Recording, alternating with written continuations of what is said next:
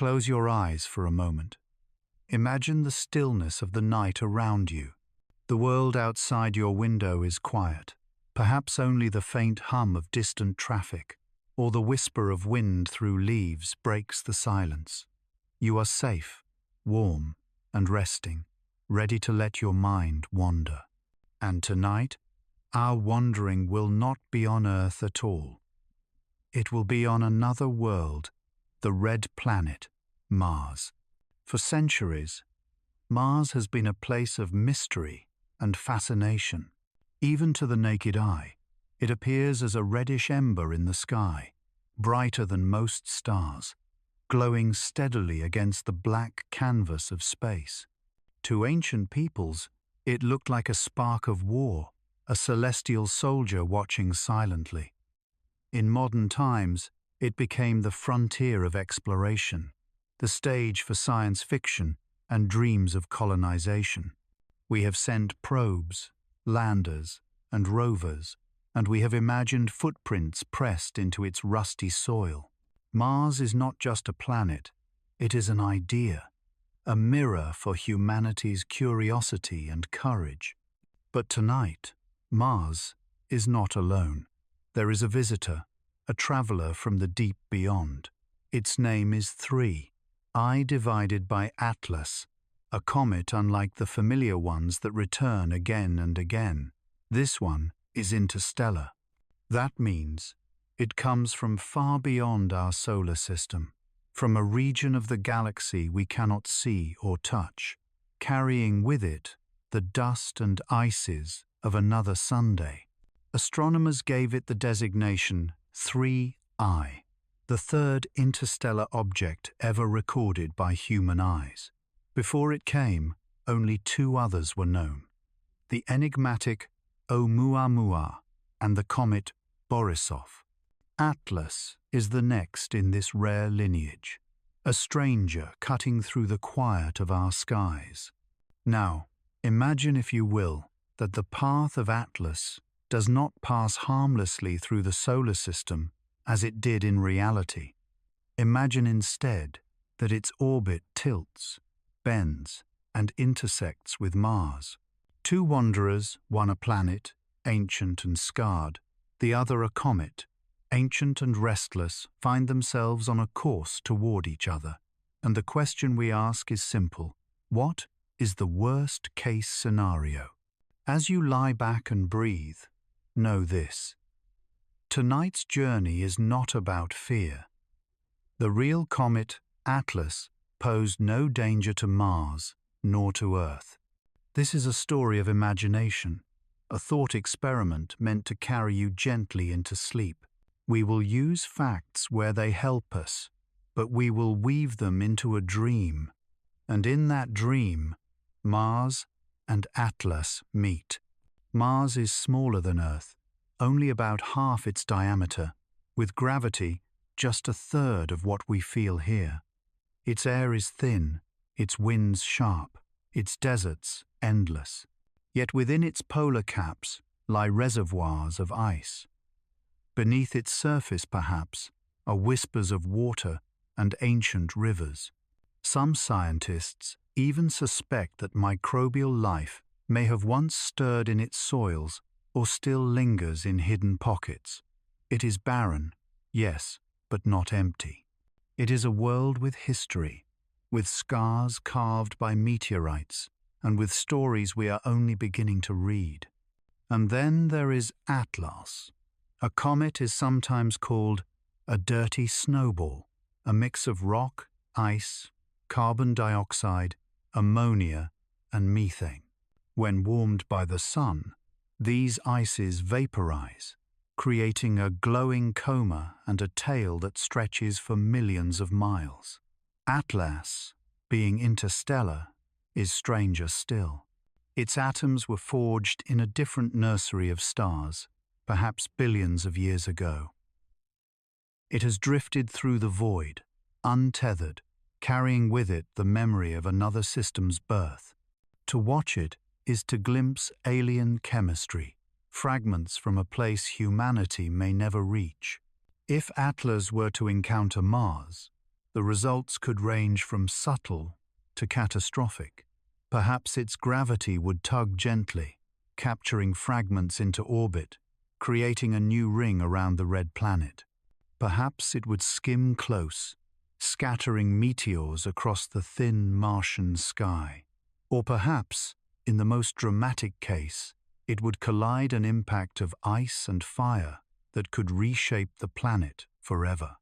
But before we imagine the outcomes, let us pause here at the threshold of the story.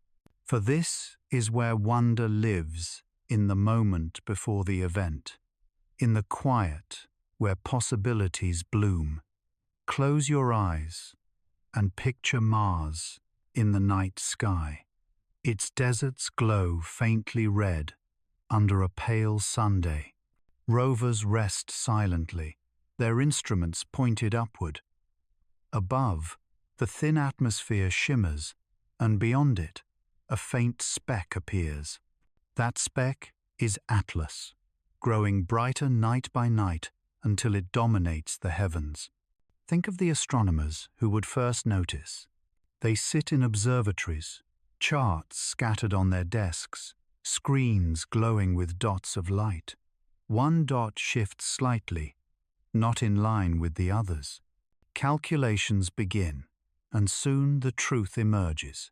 The comet is inbound, and its path crosses Mars. The data spreads quickly, lighting up headlines, sparking conversations, filling both scientists and dreamers with questions. To the casual observer, the thought might be thrilling or terrifying. What happens when a comet from another star meets a planet so dear to our imagination? Could it destroy, or could it seed? Could it end Mars, or could it transform it into something new? And this is where we begin on the edge of possibility. Tonight, as you drift toward rest, let Mars and Atlas carry your mind outward. Let them remind you that the universe is vast, that worlds meet and part, that chance encounters shape destinies. In this gentle exploration, there is no rush, no fear, only the slow rhythm of thought, like the slow orbit of planets around a Sunday. You are safe here. The comet is only a story, Mars only a dream. Together, they create a canvas for reflection, a stage where science and imagination meet. So breathe deeply, release the weight of the day, and prepare to follow Mars and Atlas into the corridors of the cosmos. This is their story, and it begins with you, here, listening, as night unfolds. For as long as human beings have looked up at the night sky, Mars has stood out. Among the countless stars and wandering planets, it has always shone with a distinct reddish glow. That color made it different. It seemed alive, fierce, mysterious. To ancient civilizations, Mars was not just a point of light, it was a god, a symbol, a mirror of human emotions projected into the heavens. Close your eyes now and imagine being one of those early sky watchers. No telescopes, no satellites, no maps of the solar system, only the naked eye, the endless dark above, and a burning curiosity. You notice that while most stars remain fixed, a few wander. Mars is one of them. Night after night, it drifts slowly across the constellations, its red hue pulsing faintly, almost like a heartbeat. It is unlike anything else in the sky, and so your mind gives it meaning. For the Babylonians, careful observers of the heavens, Mars was connected to Nergal, their god of war, plague, and destruction. Its fiery color spoke of conflict and danger. The Greeks named it Ares, the embodiment of battle and aggression. The Romans followed, calling it Mars, their own god of war. Even its cycles in the sky were thought to reflect omens, appearing brighter before times of strife, dimmer during peace, war, blood, anger, all were linked to that glowing red wanderer. In India, the planet was known as Mangala, a celestial body associated with strength, energy, and conflict, but also with courage. In ancient China, Mars was sometimes referred to as the fire star, connected with misfortune, but also with transformation. Across cultures, its color stirred emotions of intensity, never neutral, never calm. Mars was always an actor in the drama of the heavens. Now imagine sitting in a medieval village in Europe, centuries later. The sky above is clearer than most of us ever see today, unpolluted by electric light. Mars rises, glowing red above the horizon. People whisper, pointing. Some believe it heralds wars between kings. Others think it marks divine judgment. To them, the heavens are a stage where God places signs. Mars, bright and blood-colored, becomes one of the most dramatic of those signs. Even in literature, Mars has long occupied a special place.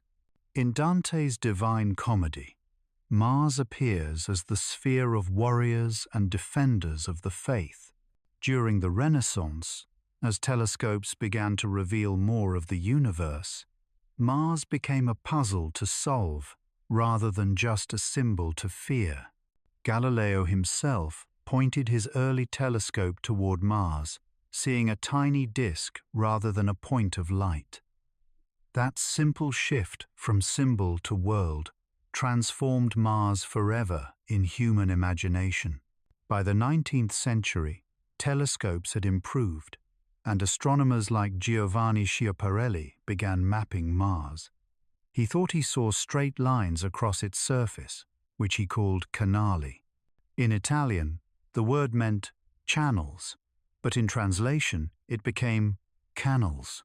Suddenly, the world wondered, were these artificial? Had Martians built vast waterways across their planet? Writers seized the idea. H.G. Wells imagined hostile Martians invading Earth in the War of the Worlds. Edgar Rice Burroughs dreamed of heroic adventures on a dying red planet in his Barsoom series. Mars became the ultimate canvas for science fiction, close enough to feel possible, alien enough to spark limitless wonder. For decades, people imagined entire civilizations living on its surface, canals glistening under its pale sun, war machines preparing to conquer Earth. It was the perfect stage for our hopes and fears about other worlds. But Mars is not only about conflict and invasion. In modern times, it has also become the symbol of exploration and new beginnings. When we dream of leaving Earth, Mars is often the first destination we imagine. Elon Musk speaks of making humanity multiplanetary, with Mars as our second home. Space agencies design landers and rovers, dreaming of future astronauts planting their flags in Martian soil. Children draw rockets flying there, their imaginations echoing the same awe our ancestors once felt when they saw its red glow. There is something irresistible about Mars. Venus may be closer, Jupiter more massive, Saturn more beautiful with its rings, but Mars feels reachable. It is cold, barren, and dangerous, yet not impossibly so. Its days are close to ours in length, its seasons somewhat familiar, its soil perhaps capable of growing crops if carefully managed. To many, Mars represents the next great chapter of human history, the planet where we may extend our story beyond Earth. And so, Mars lives in two worlds, the world of myth and the world of science. In myth, it is a god of war, a symbol of fear and transformation. In science, it is a real planet with mountains taller than Everest, canyons deeper than the Grand Canyon, and polar caps that grow and shrink with the seasons. In imagination, it is both battlefield and home. Now, as you breathe slowly, imagine Mars not as distant, but as close as if you were standing on its surface. The sky above is a pale orange, the sun small and weak. Dust swirls in the thin air. Ahead of you, the horizon glows faintly with the reflection of light on iron-rich soil. You turn your gaze upward, and you see something unusual. A streak of light, faint at first, begins to grow. It is 3I divided by Atlas, an interstellar visitor, drawing near.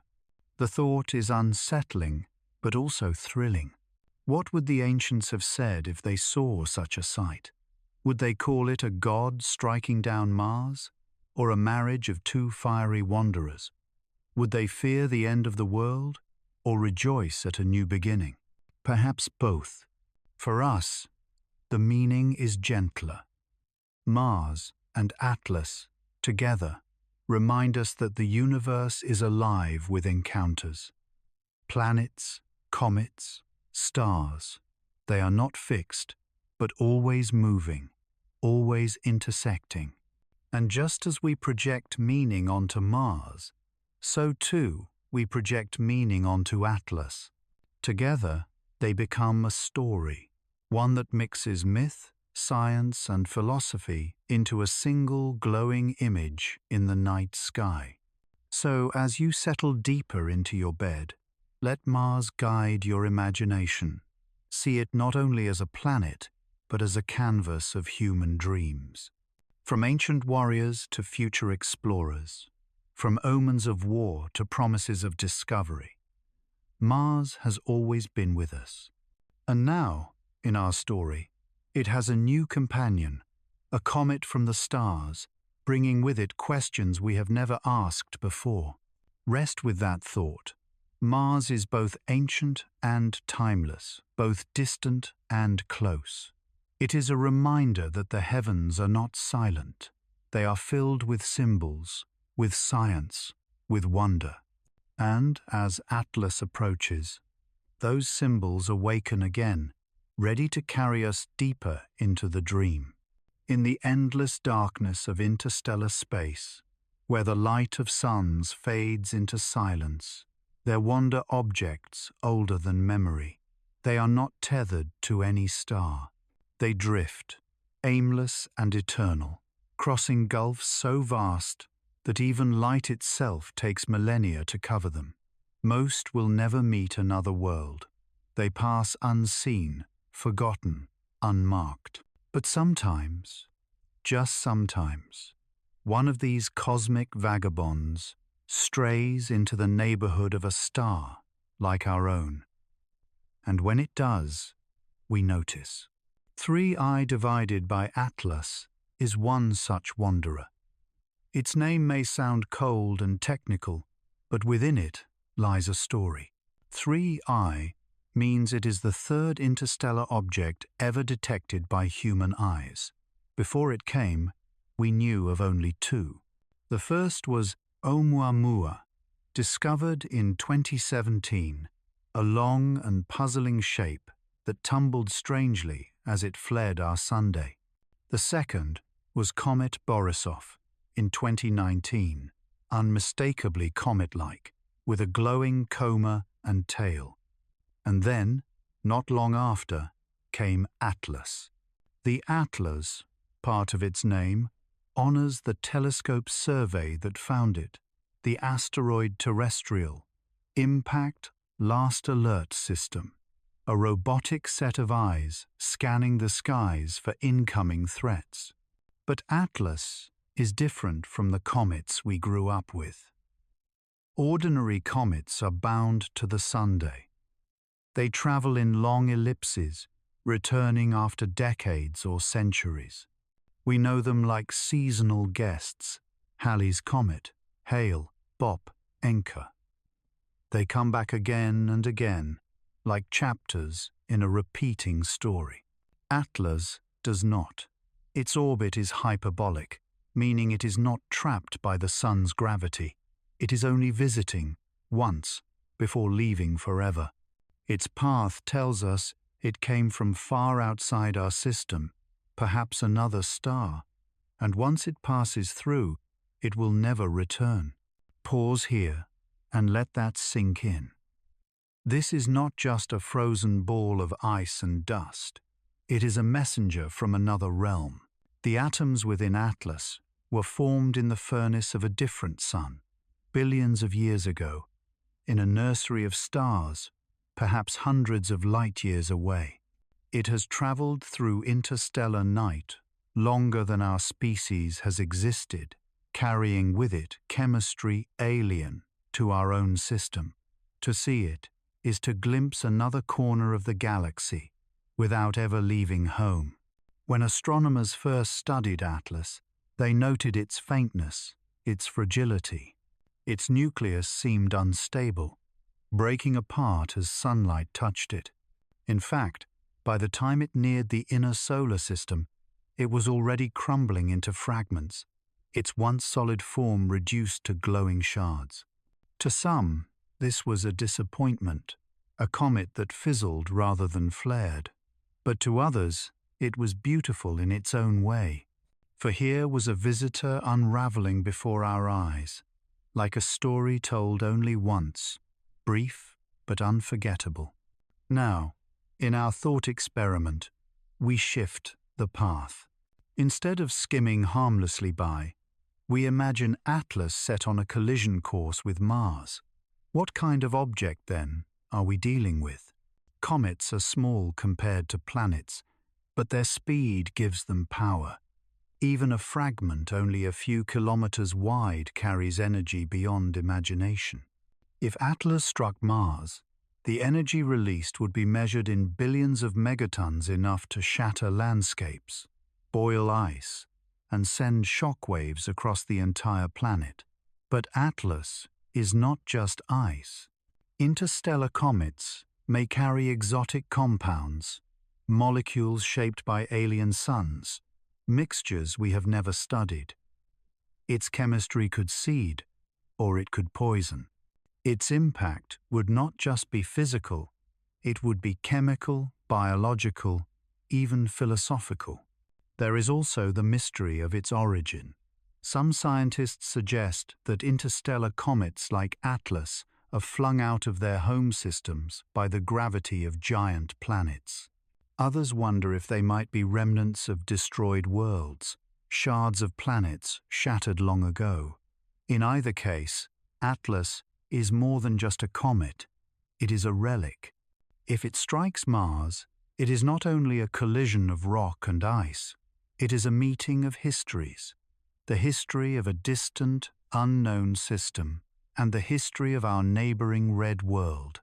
And yet, as we watch, we cannot help but feel something more.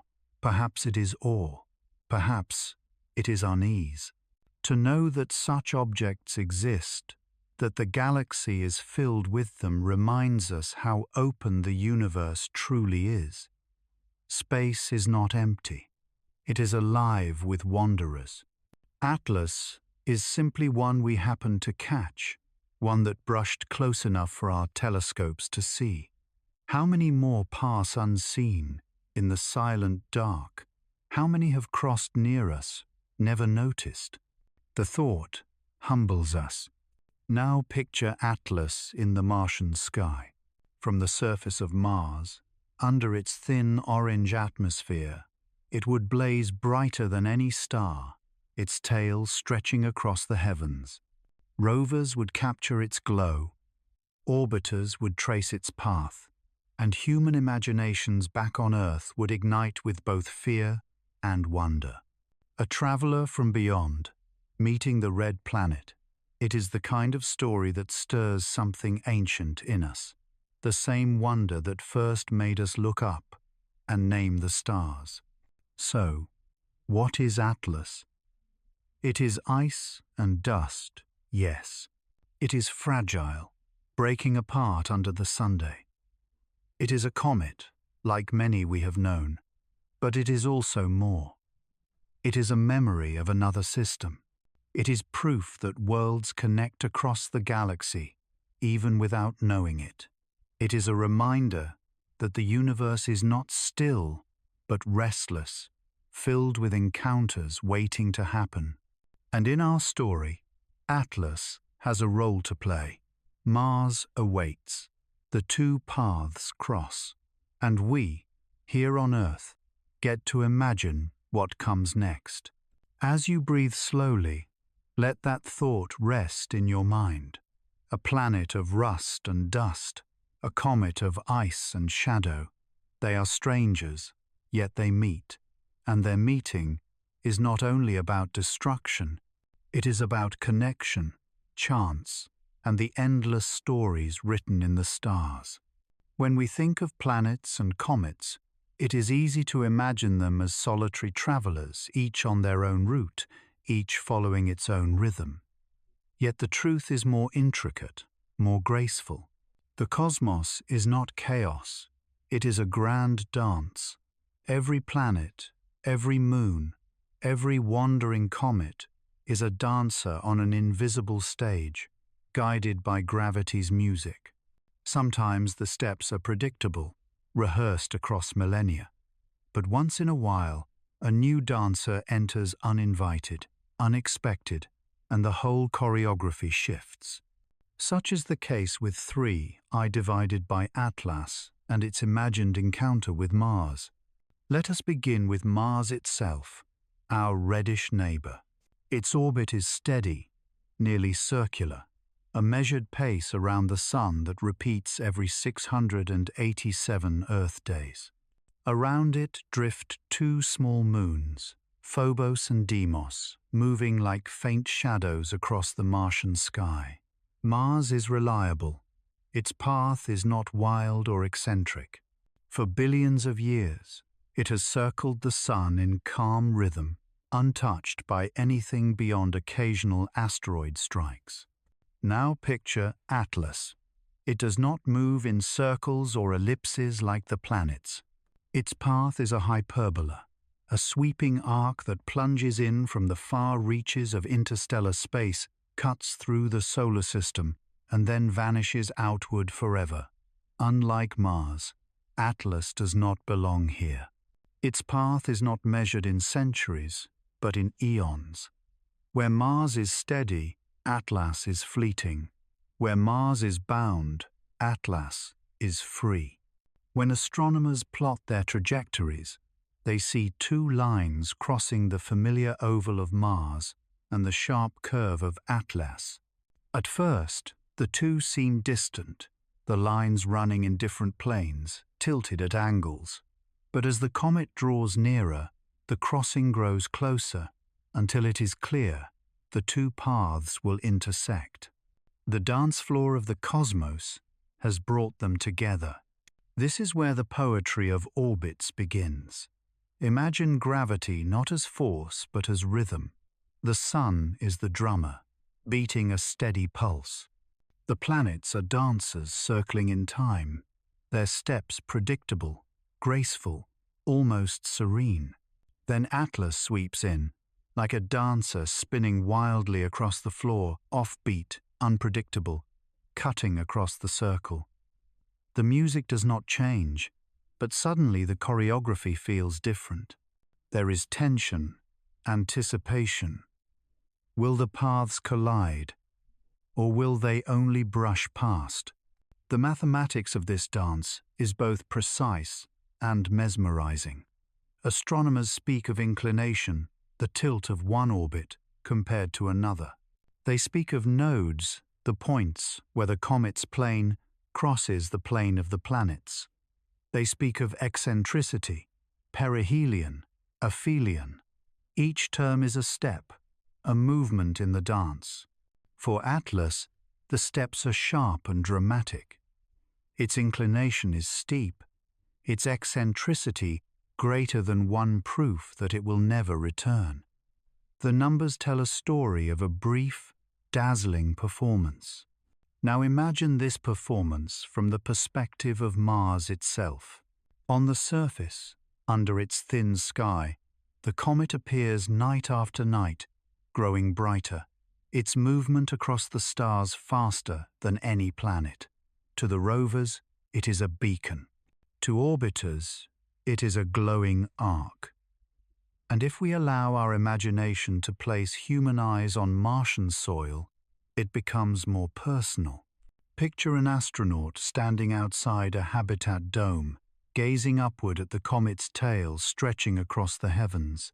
She knows the mathematics, she knows the risk, but in that moment, she feels only awe. The universe has brought a stranger into Mars's sky, and she is there to see it. The crossing paths are not only about beauty, they carry consequences. The closer the approach, the stronger the gravitational pull between Mars and the comet. Even if Atlas does not strike, its gravity might tug subtly on Mars's orbit, disturb the motion of its moons, or scatter fragments that streak into the atmosphere as meteors. The dance is delicate, and even near misses leave traces. There is also a sense of symmetry in this imagined scenario. For billions of years, Mars has waited its deserts silent, its canyons vast, its polar caps gleaming with frozen carbon dioxide. Into this stillness comes a traveler from another star. It is as though the planet, long silent in its rhythm, is briefly given a partner in the cosmic dance. The steps may be violent, yes, but they are also intimate, a meeting of two bodies across unimaginable distance. From Earth, astronomers would watch this dance with a mixture of dread and fascination. Telescopes on mountaintops, observatories in orbit, even backyard lenses would trace Atlas as it curved closer to Mars. News headlines would capture the anticipation. Interstellar comet nears red planet. Social media would overflow with simulations, artists' impressions, countdowns. For once, the world would be united in watching a performance not on Earth's stage, but in the heavens. But what makes the idea compelling is not only the science, it is the symbolism. The crossing of paths reminds us that nothing in the universe is entirely alone. Planets circle stars, comets cross orbits, galaxies merge, stars are born and die in clusters. Even the most solitary wanderer, like Atlas, eventually meets another. The universe is not static. It is an endless dance of encounters, separations, and returns. Imagine, too, the perspective of time. Atlas has been traveling for millions, perhaps billions of years. Mars has circled the sun in silence all that while, and yet, in this single moment, their paths align. The odds are so small, the timing so precise, that it feels almost like destiny. And yet it is not destiny. It is physics. It is the cold, impartial laws of gravity and motion. Still, to us, it feels like fate. As you breathe more deeply, let this image settle in your thoughts. A red world and a fragile comet, drawn together across the black ocean of space. Their paths cross only once. They will never meet again. But in that meeting, the universe writes a story of rhythm, chance, and fleeting connection. And when the dance ends, the floor clears. Mars continues its steady orbit, unhurried, unchanged. Atlas flies outward, fading into the dark, returning to the silence of interstellar night. The music continues, the planets keep their rhythm, and the dance of the cosmos goes on. For us, watching from afar, the lesson is gentle. We too are dancers, following paths we only partly understand. Our steps cross with others, briefly and beautifully. Sometimes those crossings bring joy, sometimes sorrow, but always they remind us that we are not alone, that life itself is part of the greater rhythm. So as you drift towards sleep, let the image remain: a comet from afar, a planet of rust, their paths crossing under the silent gaze of the stars. It is a dance you cannot hear, but you can imagine. And in imagining, you are already part of it. For as long as humans have gazed upward, Mars has held a place in our collective imagination. Its steady reddish glow has been visible to the naked eye for millennia, moving against the backdrop of the stars in a way that marked it as different, alive, almost restless. To ancient sky watchers, this strange world was no mere point of light. It was a sign, a character in the grand story written across the heavens. And so Mars became not only an astronomical object, but also a myth, a symbol, a stage upon which cultures projected their fears and desires. In Babylon, scribes carefully tracked the wanderings of Mars, noting its position on clay tablets as early as 4,000 years ago. To them, its reddish hue spoke of blood and conflict. They linked it with Nergal, their god of war and plague, a deity of both destruction and fierce protection. When Mars shone brightly, kings and priests wondered what battles or disasters lay ahead. The planet was not just a speck of light, it was an omen of power and death. The Greeks, too, saw Mars as warlike. They named it after Ares, the god of battle, chaos, and violence. To the Greeks, the reddish gleam was the glow of blood spilled in endless conflict. In their myths, Ares was not beloved, he was feared, respected for his brute force, but often shunned for his cruelty. To see Mars glowing above was to feel the echo of battle cries, the clash of swords, the roar of warriors. The planet embodied a primal energy that civilization could not tame. The Romans inherited this association, but reshaped it. To them, Mars was more than just a god of war. He was a father of Rome itself. Mars was honored as the sire of Romulus and Remus, the mythical founders of the city. In Roman culture, war was not only about destruction, but also about expansion, conquest, and the forging of empire. Mars became a symbol of strength and destiny. His festivals were filled with ritual combat, with soldiers parading in his honor. To the Romans, Mars was a guardian, a patron of their rise to greatness. Elsewhere, Mars found other faces. In Hindu astrology, Mars is called Mangala, a planet associated with energy, drive, and aggression. It was linked to both courage and violence, a force that could bring either success or ruin. In Chinese tradition, Mars was sometimes seen as the fire star, one of the 5 elements in their cosmology, tied to both passion and danger. Across cultures, the common thread was clear: Mars was never neutral. It carried intensity, a sharpness that other planets lacked. But Mars was not only about war. Some myths wove gentler stories. In certain traditions, its glow was linked to fertility, vitality, and the life force of blood itself. To the Maya, who tracked the planets with remarkable precision, Mars's cycles were woven into their complex calendars.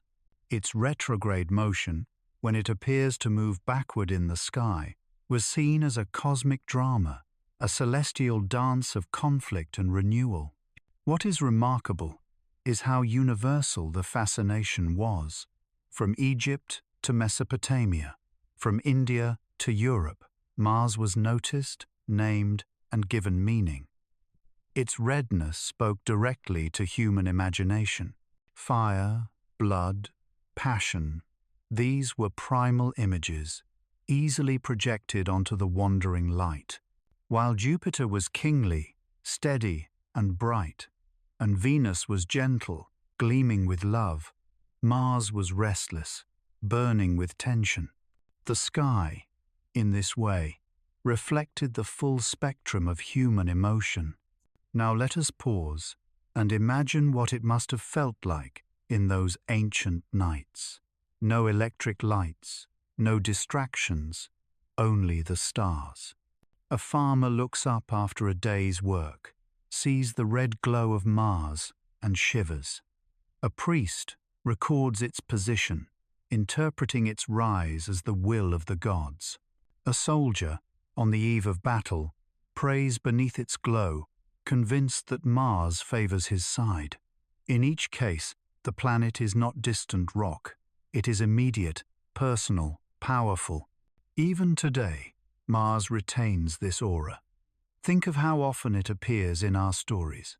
From the canals imagined by Percival Lowell to the alien invaders of H.G. Wells's War of the Worlds, Mars has been a stage for both fantasy and fear. In films, novels, and artwork, Mars is rarely just another planet. It is a mirror of ourselves, our aggression, our ambition, our longing for adventure.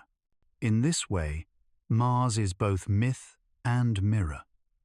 The myths show us how our ancestors explained the unknown, filling the sky with gods and omens. The mirror shows us how we continue to use Mars as a screen for our imagination. When we dream of colonization, of reaching another world, we almost always dream of Mars. Its reddish deserts look like Earth's deserts. Its polar caps gleam with ice that whispers of water, and water whispers of life. It is harsh, but not unreachable, alien, but familiar. And so, when we imagine a comet like 3I divided by Atlas crossing paths with Mars, it becomes more than a hypothetical scenario. It becomes a collision of symbols. Mars, the warrior planet, patron of conflict and empire. Atlas, the stranger from another star, carrier of the unknown. Their meeting is not just celestial mechanics. It is myth meeting myth, story meeting story. To the ancients, such an encounter would have been the stuff of prophecy. To us, it is the spark of new questions. What would it mean for the red planet to receive such a visitor? Would we see it as danger or as destiny? As you settle deeper into rest, hold this image in your thoughts.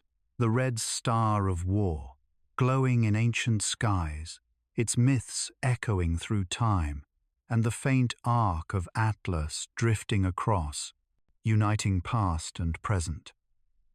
The stories we tell of Mars remind us that the universe has always been more than physics. It has always been narrative, imagination, and the search for meaning. Mars, then, is not only a world. It is a symbol of ourselves, our violence, our courage, our ambition, our dreams. And when we pair it with Atlas, the interstellar stranger, we see that even in the vast, cold, dark, we are still storytellers, weaving myth from the stars. As 3I divided by Atlas sweeps inward from the outer reaches of the solar system, it is no longer just an abstract calculation on astronomers' charts. It becomes a presence, a faint smear of light that grows night by night, tracked by the patient vigilance of science. When the comet's path brings it closer to Mars, humanity's eyes sharpen. Telescopes pivot, satellites awaken, and rovers already resting on Martian soil prepare to witness what may be the most extraordinary celestial visitor in their lifetimes. Imagine the network of observatories scattered across Earth. In Hawaii, domes of white steel open like mechanical flowers to reveal glass eyes pointed skyward. In Chile, the Atacama Desert bristles with instruments, their mirrors so vast they drink in faint glimmers from billions of light years away. And now they turn towards something closer, though no less mysterious. In orbit, the Hubble Space Telescope and newer instruments add their gaze, snapping images of Atlas as it brightens. It is as if the entire planet leans forward, squinting into the dark to catch the stranger's silhouette. But Earth is not alone in this vigil. Around Mars itself, a fleet of orbiters circles the red planet. NASA's MAVEN, Europe's Trace Gas Orbiter, India's Mangalan, and even relic spacecraft from older missions all have instruments capable of scanning the incoming comet. They monitor changes in its brightness, detect gases streaming off its nucleus, and trace the faint plasma interactions with the Martian atmosphere. Suddenly, Mars is not just a silent neighbor, it is a front-row seat to a performance the solar system rarely stages. On the Martian surface, the story deepens. Rovers like Perseverance and Curiosity, designed for geology and atmospheric study, are now cast in a new role: skywatchers. Their cameras, usually aimed at rocks and dust, tilt upward to capture time-lapse sequences of a comet streaking through thin skies. The faint red glow of Mars is joined by the icy shimmer of Atlas. Imagine the first images beamed back to Earth, a comet's tail, delicate and otherworldly, stretching above Martian dunes. For a moment, Mars does not feel lifeless. It feels alive, part of the dance of the cosmos. Monitoring Atlas is not just about beauty, it is about precision. Astronomers feed the comet's coordinates into supercomputers, refining orbital models every hour. Slight changes in brightness hint at fragmentation. Jets of gas, erupting from its surface, can nudge its trajectory by subtle but measurable amounts. Each data point is precious, like beads strung into a necklace that, once complete, reveals the full curve of its path. Scientists speak in probabilities. A 1 in 1,000 chance of closer approach, a 1 in 10,000 chance of impact. The numbers are reassuringly small, yet they demand attention. There is also chemistry to consider. Spectrometers on orbiters and telescopes break apart Atlas's light into rainbows, searching for fingerprints of molecules. Water vapor, carbon dioxide, ammonia, cyanogen, all leave distinct signatures. If Atlas carries organics, complex carbon chains, it could be a courier of biology's building blocks from a distant star system. If it carries exotic compounds rare in our neighborhood, it could be a clue to how other worlds form. Every spectrum, every pixel, is a postcard from another corner of the galaxy. And then there is timing. Comets are dynamic, unpredictable. Atlas may flare suddenly, growing brighter as sunlight cracks its crust. Or it may fade, breaking apart into fragments too small to pose a threat. Astronomers know this uncertainty well. It is part of why comets remain both feared and loved, fragile snowballs that can dazzle or dissolve in an instant. As the days pass, monitoring becomes a form of meditation, watching, recording, waiting to see how the story unfolds. For the public, updates arrive in waves. News outlets carry nightly reports, displaying shimmering photographs and simulated trajectories. Social media becomes a global campfire where people share their own telescope images, their own awe. Hashtags trend. Memes appear, some light-hearted, some anxious. Across cultures and continents, people once again share the same sky. Behind the scenes, planetary defense offices prepare quietly. Even if Atlas poses no immediate danger, the protocols are rehearsed. Teams run simulations of what a deflection mission might look like. Engineers revisit schematics for kinetic impactors and nuclear devices. Space agencies hold joint meetings, their discussions calm but serious. Atlas is a teacher, reminding us of what vigilance looks like, even if the lesson ends peacefully. There is, too, a philosophical weight to the monitoring. For centuries, humanity feared comets as omens. Now, we track them with software, measure them with math, and photograph them with billion-dollar machines. Yet the feeling is the same. A stranger has entered our sky, and we cannot look away. The difference is not in our curiosity, but in our tools. We have replaced priests with astronomers, clay tablets with data servers, but the awe remains untouched. Imagine, finally, the moment when Atlas brushes closest to Mars. From orbit, spacecraft capture its tail sweeping behind the red planet like a veil. From Earth, telescopes show a faint but certain glow. Astronomers announce, the crossing is safe, the danger minimal, but the significance immense. We have not only watched a comet, we have watched an interstellar comet meet another world. Mars and Atlas, two strangers, briefly sharing a stage.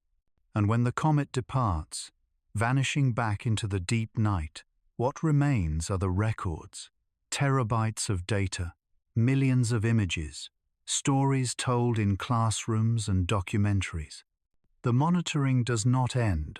When the light fades, it continues in laboratories, in equations, in the imagination of future scientists who will build upon what was learned. So as you drift towards sleep, picture the quiet persistence of that monitoring. Picture astronomers bent over glowing screens, spacecraft orbiting in silence, rovers tilting their cameras to the sky. Picture a universe that allows us, fragile beings on a pale blue dot, to watch, to record, and to understand. Atlas approaches, Mars spins onward, and humanity keeps watch not with fear, but with wonder. So far, we have spoken of 3I divided by Atlas as a visitor safely passing Mars, tracked and measured by careful eyes. But let us step gently into a different imagining. What if the paths crossed, not just closely, but directly? What if Atlas, instead of gliding harmlessly by, struck the red world head-on? Such a scenario is not prophecy, not prediction, but a thought experiment, a way to understand the forces at play and the scale of events that shape planets. First, imagine the approach. Atlas, already moving at tens of kilometers per second, dives toward Mars. Its icy body, perhaps a few kilometers across, carries more energy than all the weapons humanity has ever built combined. Its speed turns mass into firepower. In the thin Martian atmosphere, there is little to slow it. Unlike Earth, with its protective blanket of air, Mars offers no cushion, no shield. The comet descends almost untouched, glowing brighter with every second, until the surface rises up to meet it. The moment of impact would be catastrophic. In a heartbeat, kinetic energy becomes heat, shock, and fire. The surface at the impact site would vaporize instantly. Rock and ice alike would be thrown skyward in a colossal plume, towering higher than any mountain on Mars. The shock wave would ripple outward, flattening everything within hundreds of miles. Dust and molten debris would rain back down, igniting secondary fires even in a world where fire is rare. For a brief moment, the entire planet would shudder. The crater left behind would dwarf anything humans have ever seen. If Atlas were only 1 kilometer wide, the crater could stretch tens of kilometers across, gouging into the Martian crust with unimaginable force. If it were larger, 2, 3, even 5 kilometers wide, the scar would be vast, rivaling some of the greatest craters already carved into Mars over its history. Think of the Barringer crater in Arizona, then magnify it 100-fold. That is the scale we are speaking of. The atmosphere of Mars, already thin, would be shaken.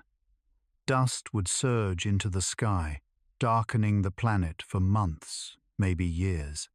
Sunlight would struggle to reach the surface, plunging Mars into a colder, dimmer era. Polar ice could sublimate, adding water vapor and carbon dioxide to the sky, temporarily thickening it. Paradoxically, the same event that froze the planet in shadow might later warm it with greenhouse gases, shifting its climate in unpredictable ways. And then there are the moons. Phobos and Deimos, fragile companions of Mars, could be disturbed by the shockwaves of gravity and debris. Fragments of Atlas and Mars alike might strike them, peppering their surfaces with fresh scars. In the aftermath, the Martian system itself would change. New craters, new dust rings, perhaps even temporary satellites formed from debris blasted into orbit. From Earth, we would watch with both horror and awe. Telescopes would capture the bright flare as the comet struck, a flash visible even across the gulf of space. Dust clouds rising into the Martian sky would glow, reflecting sunlight like a pale shroud over the red planet. Night after night, observers would track the aftermath, watching the veil settle, the planet's brightness dim, its features blurred beneath a haze of dust. Humanity would have witnessed a planetary transformation in real time. But beyond spectacle, there is meaning. Impacts like this are not rare in cosmic history.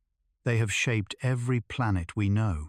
Earth itself bears scars, though erosion and oceans hide many of them.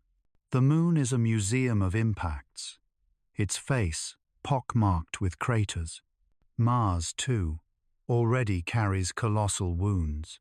The Hellas Basin, more than 2,000 kilometers across, was carved by an ancient strike billions of years ago.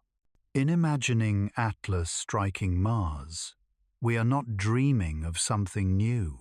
We are remembering something ancient, something that has always been.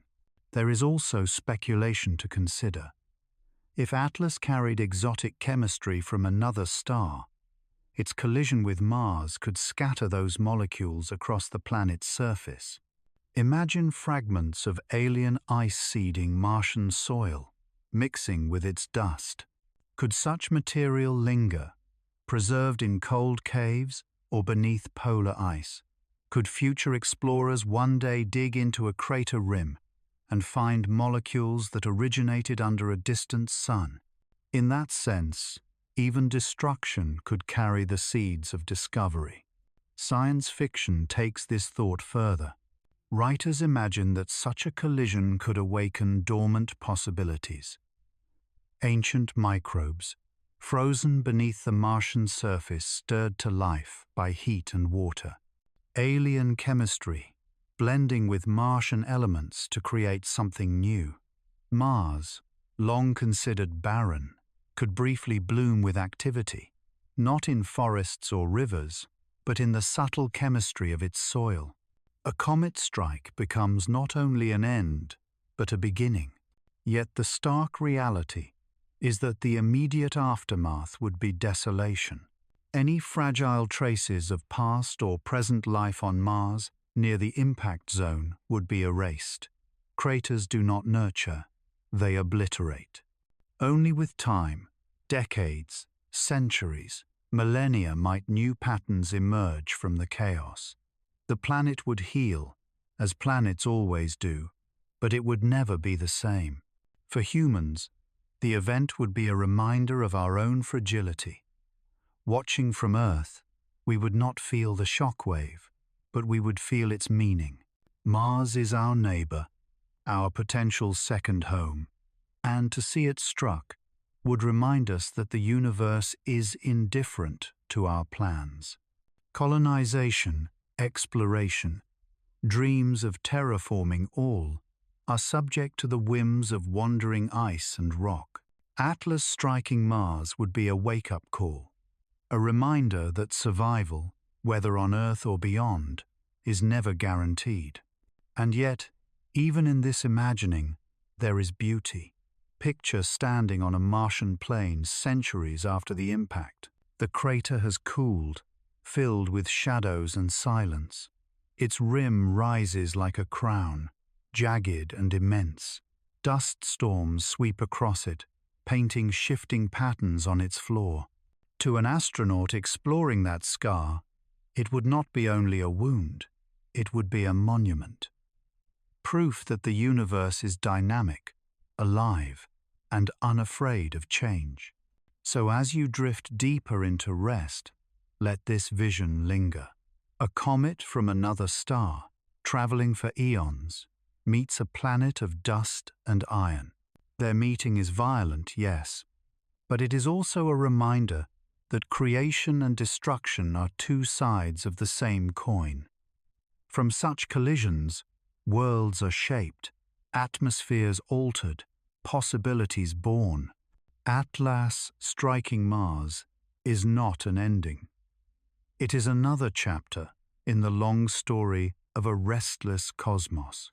When we imagine a comet like 3I divided by Atlas striking Mars, the first thoughts are of immediate devastation. The crater, the fireball, the shockwave. But the deeper story unfolds, not in seconds or hours, but in weeks, years, and even millennia afterward. Planets, like people, carry scars, and those scars reshape their futures. For Mars, already a world of delicate balance, the consequences of an impact could ripple through its climate and surface in profound ways. Let us begin with dust. Mars is already famous for its dust storms fine. Rust-colored particles lifted into the thin atmosphere by gusts of wind. Sometimes these storms engulf the entire planet, turning its skies opaque for months. A comet strike would intensify this dramatically. Imagine the impact plume blasting trillions of tons of dust and rock high into the air. On Earth, gravity and a thicker atmosphere would pull much of it down within weeks. But Mars, with its weaker pull and tenuous air, would hold the dust aloft far longer. The sky would dim, sunlight would weaken, and temperatures would plummet. This global cooling is what scientists call an impact winter. On Earth, the Chicxulub impact 66 million years ago likely plunged the planet into years of cold darkness, contributing to the extinction of the dinosaurs. On Mars, already colder than Earth, the effect would be even starker. Polar caps might expand, spreading frost farther toward the equator. Water frozen beneath the surface could stay locked away for centuries longer. Any microbes, if they exist beneath Martian soil, would retreat deeper, waiting out the chill. Yet impacts also bring paradoxes. While dust cools, gases can warm. If Atlas carried abundant carbon dioxide, methane, or ammonia, its vaporization could enrich the Martian atmosphere with greenhouse gases. For a time, Mars's air might thicken, trapping heat. Some models suggest that repeated impacts in ancient history may have temporarily warmed Mars enough for rivers and lakes to form. Could Atlas, in this imagined future, spark a brief revival? Could the red planet, for a few decades or centuries, become less hostile, more Earth-like, before cooling again? The surface would change dramatically. The impact crater itself would become a vast basin, its rim towering like jagged mountains, its floor melted into strange, glassy plains. Around it, secondary craters would pockmark the land where fragments fell back down. Dust and debris would blanket regions thousands of miles away, smoothing valleys, burying canyons, and layering the surface with a new geological chapter. To future explorers, the ground would tell a story. Here, a comet came from beyond the stars, and here, Mars was remade. Water is another part of this story. Mars still holds ice at its poles, beneath its surface, even hidden in shadowed craters. A comet strike could release much of it. The heat of impact might melt subsurface ice, creating temporary floods. Torrents of water could carve channels, reshape valleys, and fill basins before freezing again. For weeks or months, Mars might weep liquid water across its face, a fleeting reminder of the rivers it once had billions of years ago. Over the long term, the impact would add to Mars's already scarred geography. The planet is a museum of wounds. Olympus Mons, the tallest volcano in the solar system, sits near Tharsis, a region lifted by ancient eruptions.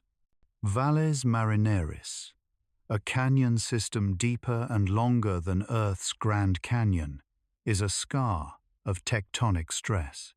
And then there are the basins Hellas, Argyre, Isides, each a reminder of colossal strikes in the distant past. The Atlas crater would join this gallery, a new monument to cosmic violence. Climate change on Mars is not like climate change on Earth. On Earth, life itself complicates the system, buffering or amplifying shifts.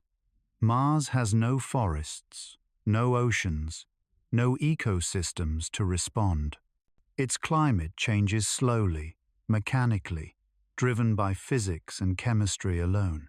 A comet strike disrupts this stillness, adding sudden chaos, but eventually, the chaos settles. Dust falls.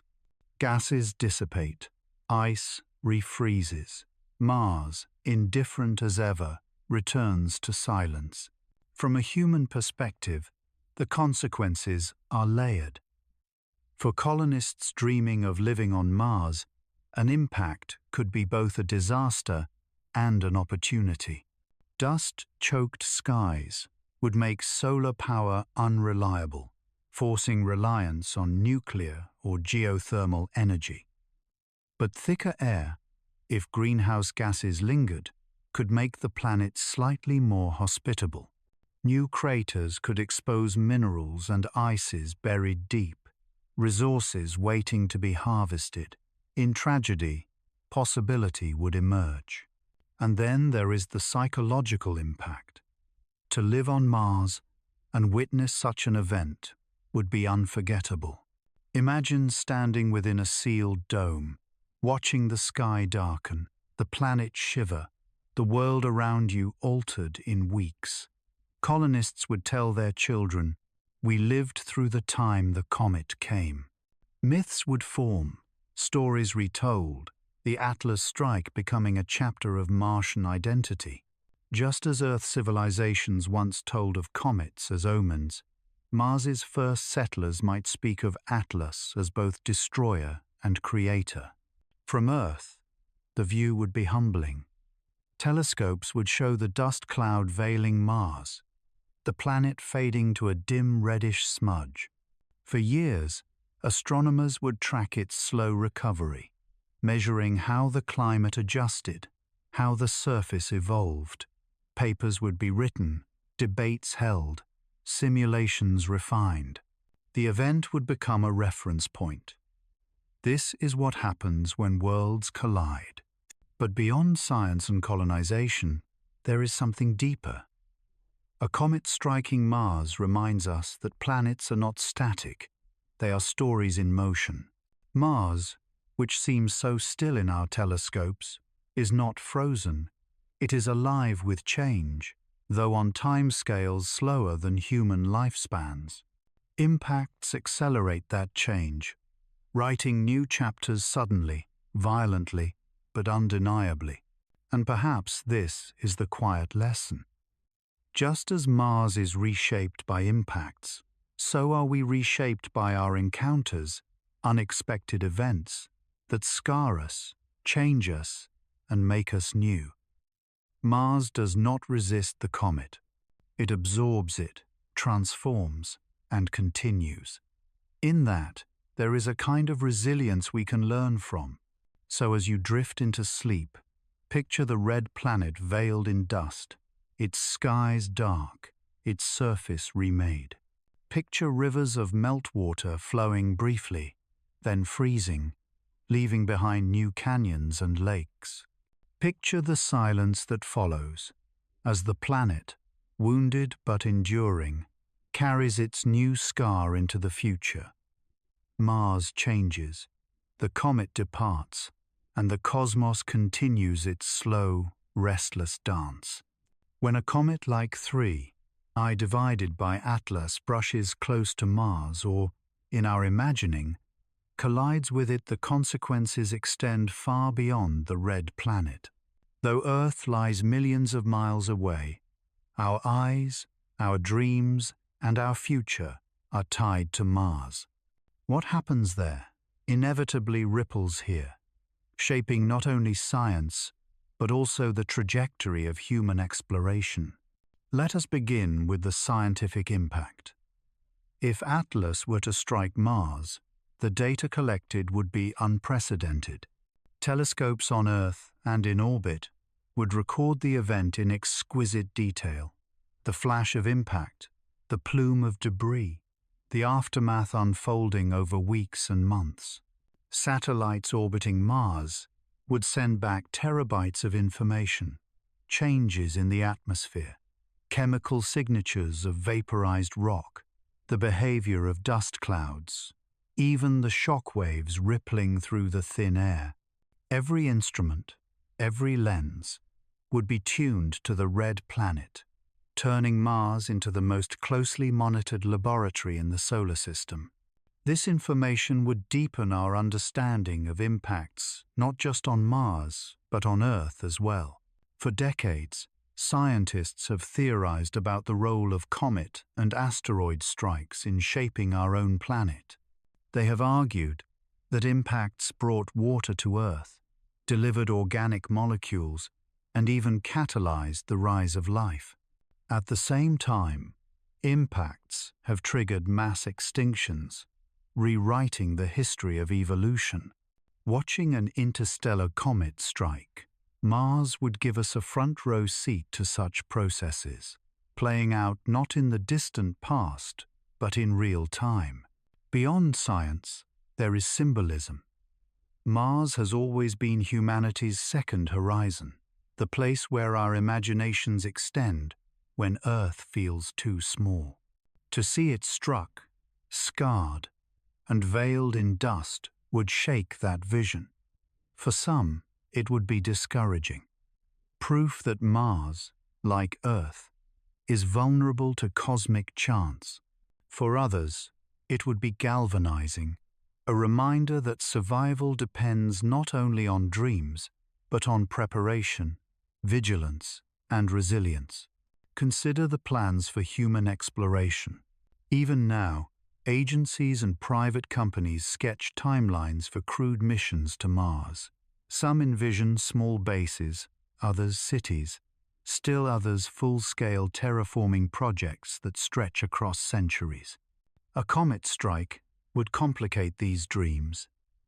Dust-filled skies could block sunlight for years, crippling solar power and plunging the planet into cold. Landing zones could be covered in unstable debris. Atmospheric changes could alter calculations for entry and descent. Colonization schedules might be delayed for decades. Yet, in other ways, the impact could accelerate interest. History shows that disasters often spur innovation. Just as volcanic eruptions on Earth have led to breakthroughs in geology, or earthquakes to advancements in engineering, a Martian impact could push humanity to develop new technologies faster. Radiation shielding, underground habitats, nuclear power systems, all would become priorities, not luxuries. Colonization would be seen not only as adventure, but as necessity, a way to test humanity's adaptability in the face of unpredictable worlds. The psychological effect on Earth would also be profound. News of the comet striking Mars would dominate headlines for months, even years. Artists would paint it, filmmakers would dramatize it, poets would write of it. Social media would hum with awe and fear. For once, the vastness of space would not feel distant. It would feel close, immediate, part of our shared human experience. Children would look up at the night sky differently, their imaginations ignited by the idea that worlds can change in an instant. A generation might grow up dreaming not just of visiting Mars, but of protecting it. Diplomatically, the strike could become a unifying force. Nations often compete in space, but a comet impact would remind us of shared vulnerability. Just as international cooperation has grown around climate change and planetary defense, so too might Mars become a project of common stewardship. Agencies would pool resources to study the impact, design new missions, and plan future colonization. A scar on Mars could become a bond on Earth. There are darker possibilities too. Some might view the strike as a warning, an omen of our own fragility. Conspiracy theories would bloom, claiming the impact was engineered or that Earth might be next. Fear could spread, just as it did in 1910 when people panicked over Halley's Comet. But fear can be transformed. With clear communication, with science shared openly, the narrative could shift from doom to determination. We saw what happened to Mars. We will not be unprepared on Earth. Philosophically, the consequences reach even further. Watching Mars altered by Atlas forces us to confront the truth that planets are not eternal sanctuaries. They are participants in the restless dance of the cosmos. Earth, too, is vulnerable. Our oceans, our mountains, our civilizations all rest on a world that spins through a shooting gallery of rocks and ice. Most will miss, but some will not. Mars reminds us of this, and Atlas becomes not just a comet, but a teacher. And yet, within this sobering lesson, there is also hope. For if life can endure on Earth, after impacts, if ecosystems can collapse and rebuild, if new species can rise from ashes, then humanity too can endure. By watching Mars, we learn about ourselves. By studying its scars, we prepare to heal our own. Imagine the future, decades after the strike. Mars has recovered, the dust has settled, the skies have cleared, the crater has become a landmark. Human explorers arrive, not deterred, but inspired. They stand on the rim, gazing into the vast bowl carved by Atlas, and they feel connection not only to Mars, but to the cosmos itself. They know that their presence there is part of a larger story, one that began with fear but ended in resilience. On Earth, life continues. Our own skies remain calm, our atmosphere protective, our days steady, but the memory of Mars lingers. It shapes policy, inspires science, and colors the way we look at comets streaking across our own heavens. Atlas, though long gone, has left its imprint not just on a planet, but on human imagination. So as you prepare to drift into rest, let this thought accompany you. The universe is vast, and we are small. Yet our smallness does not mean helplessness. Every comet we track, every rover we send, every story we tell strengthens the bridge between Earth and the stars. Mars may carry scars, but scars are not only wounds, they are signs of survival. And perhaps, when the next visitor comes, we will be ready. To imagine what 3I divided by Atlas might do to Mars is to borrow from Earth's own past. Our planet, too, carries the memory of collisions, some subtle, others catastrophic, all written into stone. These echoes of history remind us that impacts are not strange intrusions, but natural chapters in the long book of planetary evolution. Mars may one day bear a fresh scar, but Earth already bears many, even if time and weather have softened them. Perhaps the most famous is the Chicxulub impact, 66 million years ago. The object, likely a comet or asteroid, around 10 kilometers wide, struck what is now the Yucatan Peninsula in Mexico. The energy released was equivalent to billions of nuclear weapons. In seconds, a crater over 180 kilometers wide was gouged into the crust. Shockwaves raced across the planet, tsunamis tore across oceans, and firestorms ignited forests on a global scale. Dust and sulfur clouded the skies, blocking sunlight for months, plunging Earth into a prolonged winter. Photosynthesis faltered, ecosystems collapsed, and 3/4 of all species vanished, including the dinosaurs. It is sobering to realize that without this destruction, we might not exist. Mammals, once small and overshadowed, flourished in the aftermath, eventually giving rise to primates, and much later, humans. The end of one era became the seed of another. If Atlas were to strike Mars, the same paradox would unfold. Devastation followed by possibility, endings intertwined with beginnings. But Chicxulub is not Earth's only reminder. Travel back 50,000 years, and you arrive at the Barringer crater in Arizona. Just over a kilometer wide, it was carved by an iron meteorite only 50 meters across. Though tiny compared to Chicxulub's monster, its impact was still immense. The explosion equaled 150 times the power of the Hiroshima bomb. For early humans wandering North America, the blast must have been terrifying, a flash brighter than the sun, a shock wave flattening trees for miles.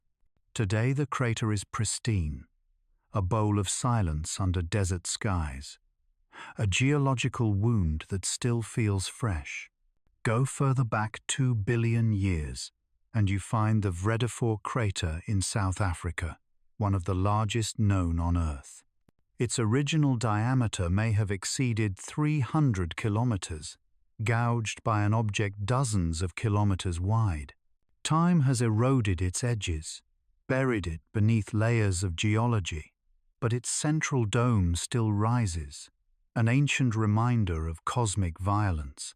Such craters tell us that Earth's surface, for all its oceans and forests, is not only shaped by wind and water, but also by fire from the sky. And then there is Tunguska, in 1908, Siberia.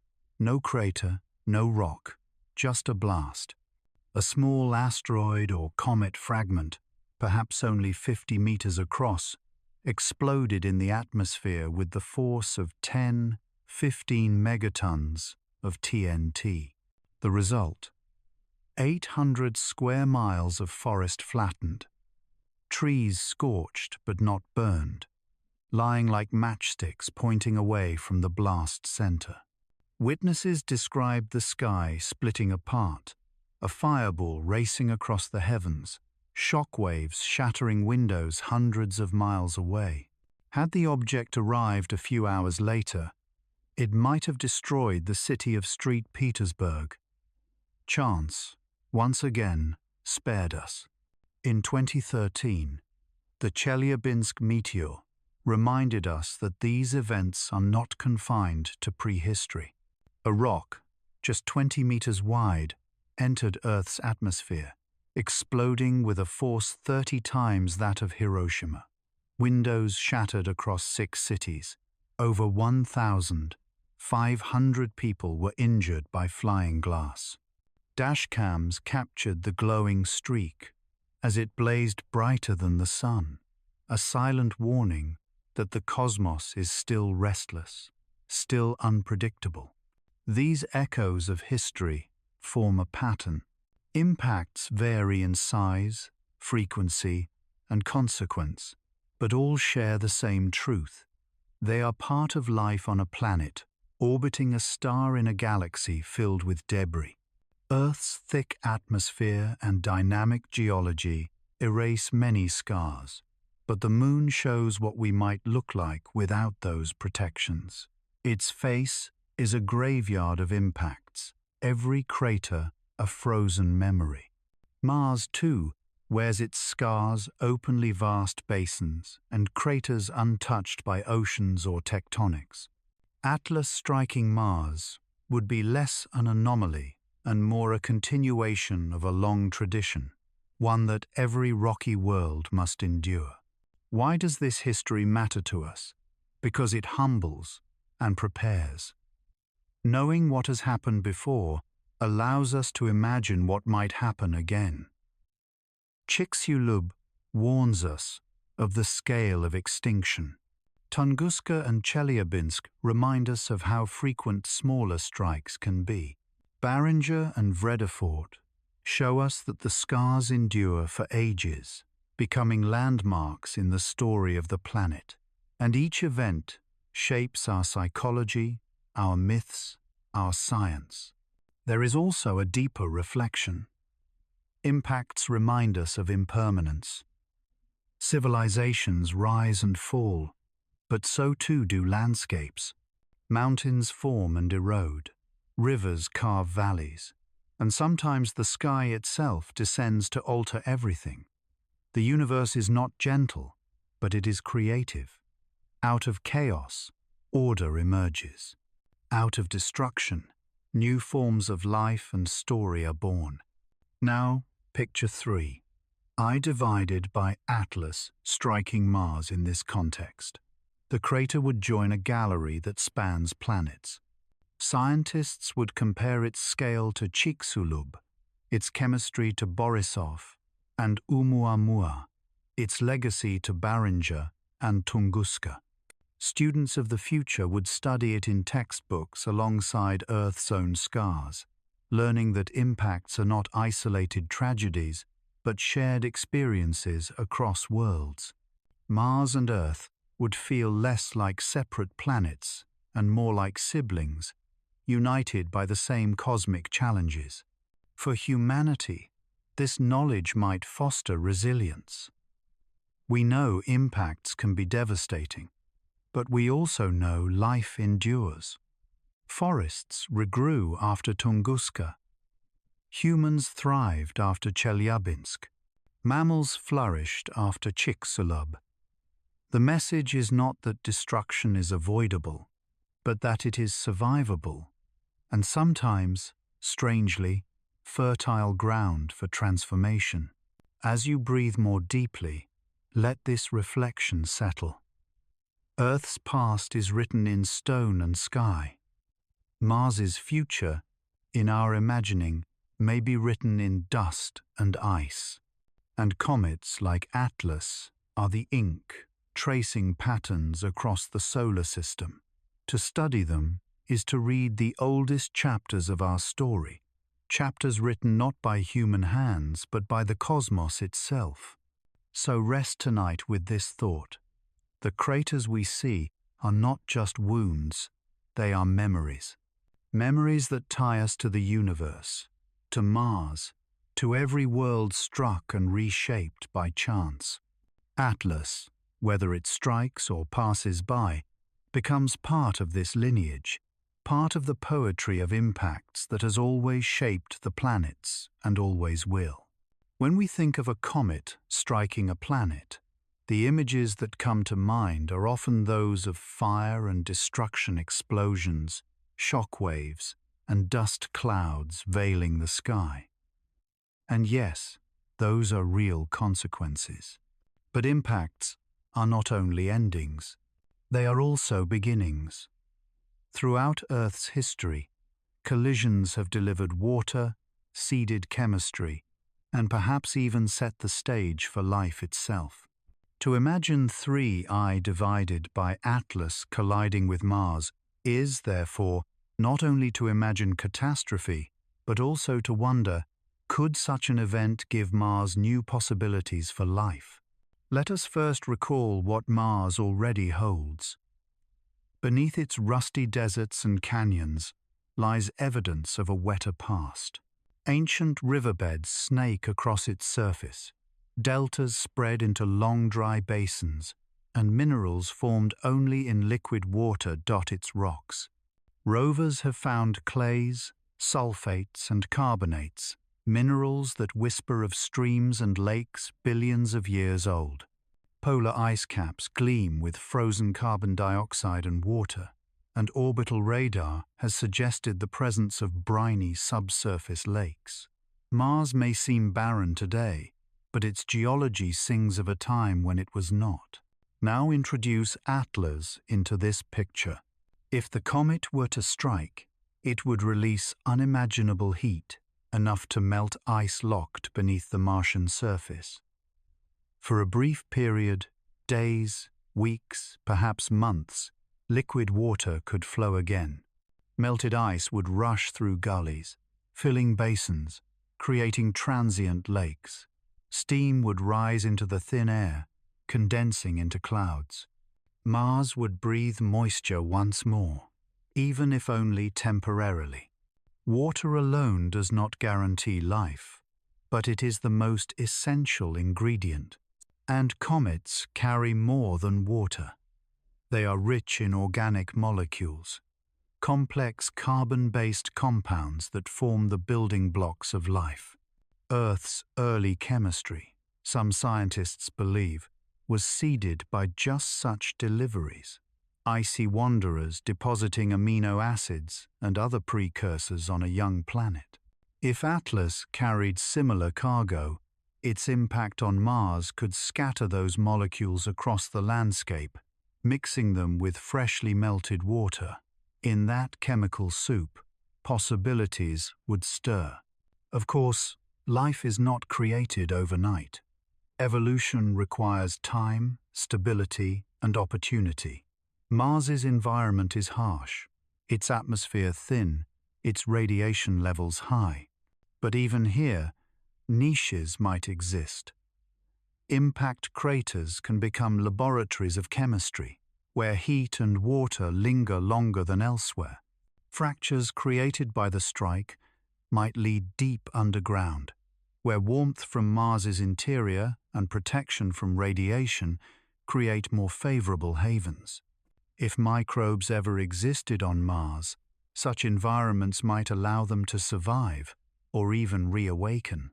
Now imagine a more speculative possibility. What if Atlas itself carried not only the building blocks of life, but dormant life? The theory of panspermia suggests that life, or at least microbial forms, might travel between stars on comets and asteroids. It is a controversial idea, but not impossible. Microbes on Earth have proven astonishingly resilient, able to endure radiation, freezing, and even the vacuum of space. If some other star system produced life, fragments of it might ride comets like Atlas across interstellar space. In this vision, the impact would not just seed Mars with molecules, it could deliver alien biology. Mars, then, would become the meeting point of two worlds, its own ancient past and the chemistry of another star. Even if life does not emerge, the impact would shape the planet's potential for habitability. Thick clouds of dust and gas could briefly warm the atmosphere, making Mars less hostile. Craters filled with meltwater could persist for decades, providing refuges where chemistry could unfold.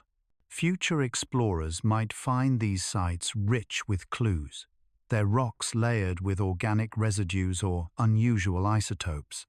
The Atlas crater could become a destination not only for geologists, but for astrobiologists, who would search its rim and floor for whispers of biology. There is a philosophical weight to this possibility. For centuries, humans have wondered, are we alone? Mars has always been central to that question. Telescopes once revealed what looked like canals, sparking visions of civilizations. Later, spacecraft revealed only deserts. Yet, the dream has never faded. Each rover, each lander, digs into the soil with quiet hope, searching for signs that life once stirred there. An impact like Atlas would not give definitive answers, but it could rewrite the stage, offering new chances for discovery. Even in the absence of biology, such an event would remind us of life's fragility and resilience.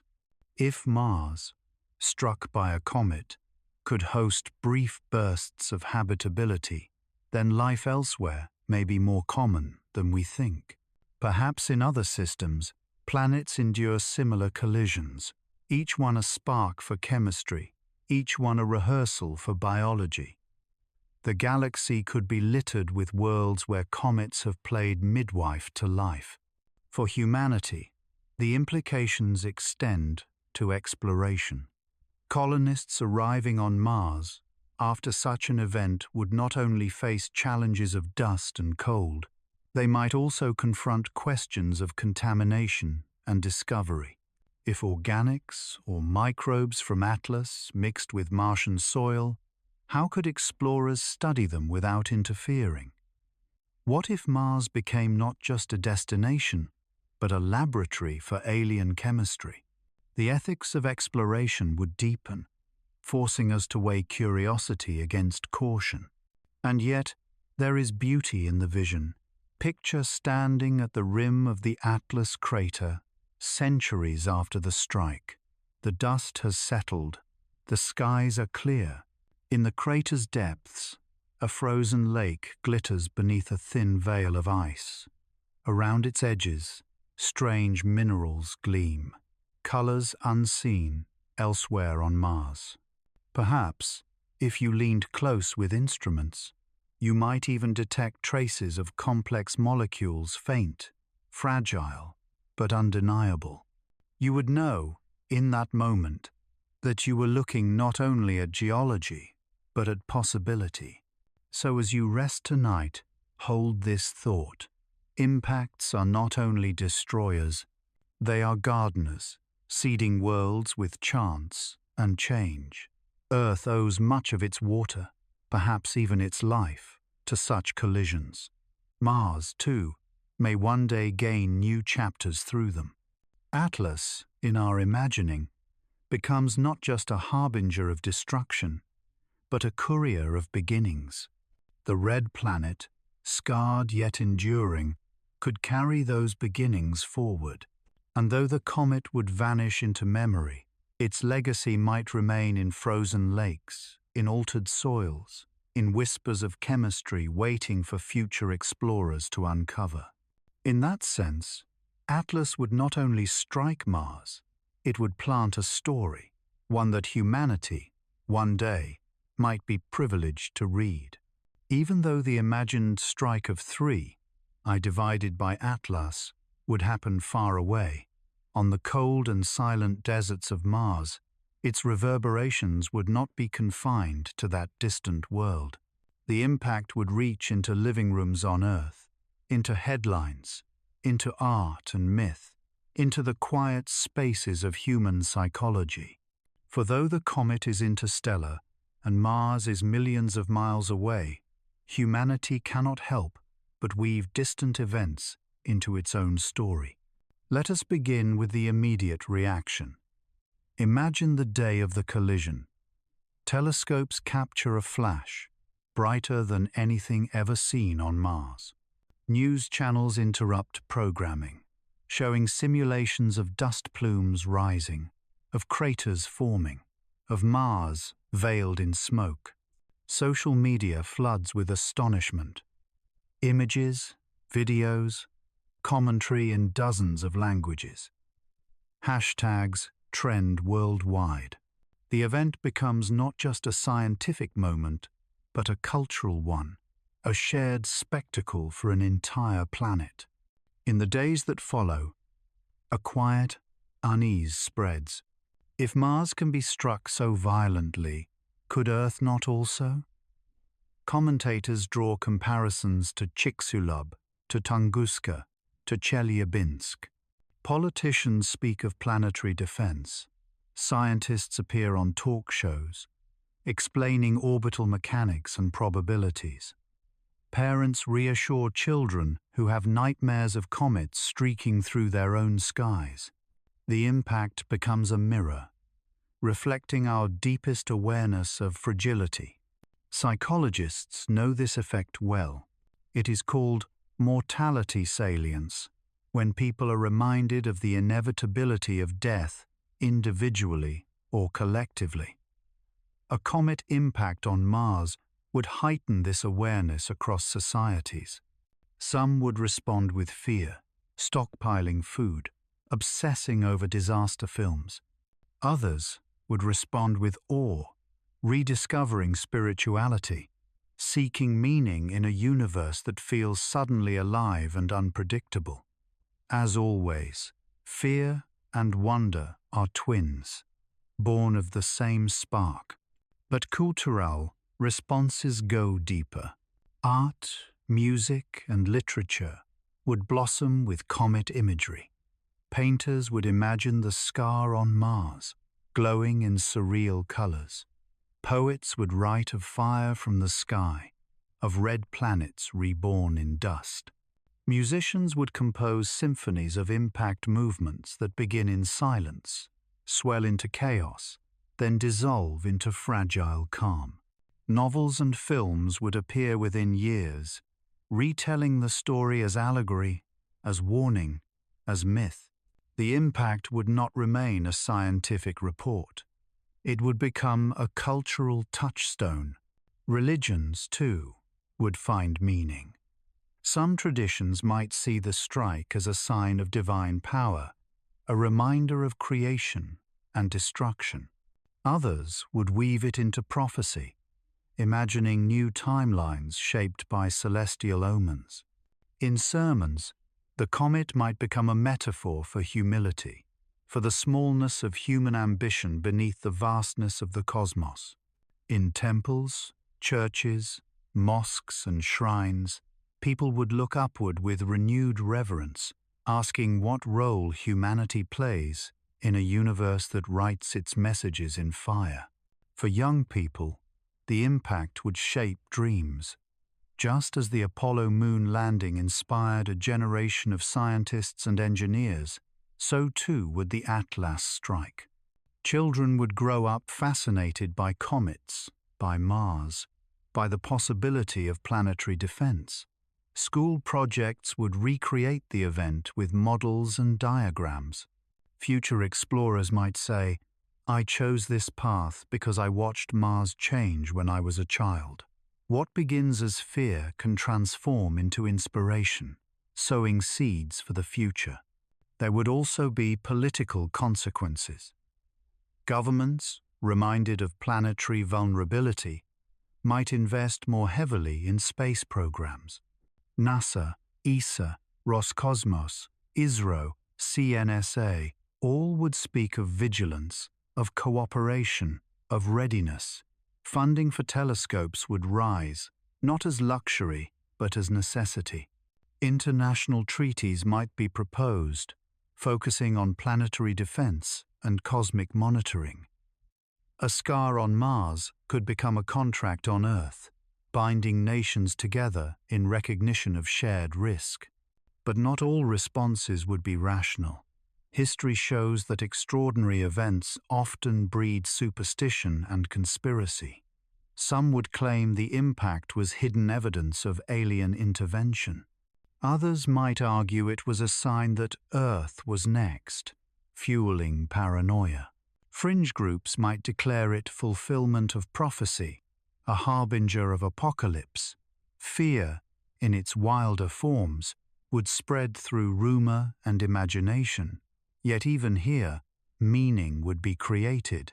Humanity, it seems, cannot resist turning the unknown into story. The psychological weight would also express itself in subtler ways. Anxiety might rise in populations, particularly among those already sensitive to existential threats. Dreams of comets, of falling skies, would fill journals and therapy sessions. Some people would develop phobias of the night sky, while others would be drawn to it obsessively, seeking comfort in watching the heavens. The impact would not only scar Mars, it would carve patterns in the collective unconscious of Earth. Yet over time, fear would soften into curiosity, and curiosity into resilience. Humans are remarkably adaptable. What terrifies at first often becomes ordinary. Just as volcanoes, earthquakes, and hurricanes are accepted as part of Earth's rhythm, so too would comet strikes be recognized as part of cosmic rhythm. The initial shock would fade, leaving a quieter awareness that we are small, that we are fragile, and that this fragility gives life its beauty. The cultural impact would be long-lasting. Generations later, the Atlas strike would be taught in schools, alongside the Chicxulub extinction and the Apollo landings. Artists would continue to reference it. Cities might name streets, parks, or monuments after the event Atlas Crater Park, Comet Plaza, the day Mars changed. The impact would join the gallery of human myth-making, transformed from catastrophe into symbol. There is a lesson here about how we respond to fear. We cannot control the cosmos. We cannot prevent comets from wandering, nor stars from burning, nor galaxies from colliding. But we can choose how we weave these truths into our story. Fear can paralyze, or it can inspire. It can fracture societies, or it can unite them. The strike of Atlas on Mars, though destructive, would also be an opportunity, an invitation to grow wiser, humbler, more prepared. So, as you let your body relax into stillness, picture Earth's response. News anchors whispering of the comet, children drawing it with crayons, poets writing by candlelight, scientists staying awake through long nights of data. Picture billions of eyes lifted to the same sky, feeling the same awe. In that shared gaze lies something profound, a recognition that we are not just individuals, but a species, alive together in a fragile world beneath a restless universe. Atlas would come and go, Mars would change, but Earth, watching, would be changed as well, not by dust or impact, but by imagination, psychology, and culture. And perhaps that is the deepest truth, that even events millions of miles away can shape the way we live, love, and dream right here at home. For centuries, whenever humanity has faced the unknown, it has turned to stories. Science tells us what might happen, but fiction imagines what could happen. When telescopes first revealed faint markings on Mars, people imagined canals built by ancient civilizations. When radio waves carried Orson Welles' War of the Worlds in 1938, millions briefly believed that Martians had landed. And when a comet like 3I divided by Atlas enters the stage, imagination races once again, blending fear, hope, and wonder into visions of futures that science alone cannot provide. Let us begin with the simplest scenario: a scarred Mars transformed into a new setting for stories. Writers might imagine explorers arriving at the Atlas crater centuries from now, building cities along its rim, carving habitats into its walls. The crater could become a Martian version of the Grand Canyon, a landmark not only of geology but of mythology. In fiction, settlers might tell children bedtime stories of the day the sky caught fire, of how Mars was reshaped by a wanderer from the stars. The crater would become more than a wound. It would become identity. Other stories would lean into the drama of survival. Imagine a colony already established on Mars when Atlas strikes. Dust clouds blot out the sun, solar panels fail, greenhouses wither. Writers could explore how fragile communities cling to life underground, improvising food systems, rationing water, holding on to hope as the world above lies buried in shadow. Such stories echo Earth's own survival tales, from shipwrecks to polar expeditions, only now set on a planet where rescue is impossible and endurance is everything. Then there are the more cosmic visions. What if Atlas carried alien microbes or seeds of life, as panspermia theories suggest? Science fiction has long explored the idea of life arriving by comet. Arthur C. Clarke, in Rendezvous with Rama, imagined a mysterious vessel sweeping into the solar system. Others have speculated that Earth itself may have been seeded by icy wanderers. In fiction, Atlas striking Mars could become the catalyst for Martian life. Authors might imagine strange forests of red algae growing in impact lakes, or crystalline organisms thriving in subsurface caves. For once, Mars would not be barren, but fertile. The darker side of imagination would envision contamination. Perhaps the microbes are hostile, not helpful. In these tales, colonists investigating the crater uncover spores that awaken, spreading across habitats, infecting machinery, even altering human biology. The Atlas strike becomes the opening act of a planetary horror story, a reminder that life, wherever it comes from, is not always gentle. Other visions would lean into transformation on a grand scale. Suppose Atlas carried vast stores of ammonia or methane, enough to thicken Mars's atmosphere and trigger warming. In fiction, this could spark an accidental terraforming event. Within centuries, the dust settles, the ice melts, and Mars blossoms into a world with rivers and seas once again. Humanity arrives not to create life, but to find it already begun by chance. The comet, in this telling, is less a destroyer than a gardener, scattering the seeds of a habitable world. Science fiction also thrives on symbolism.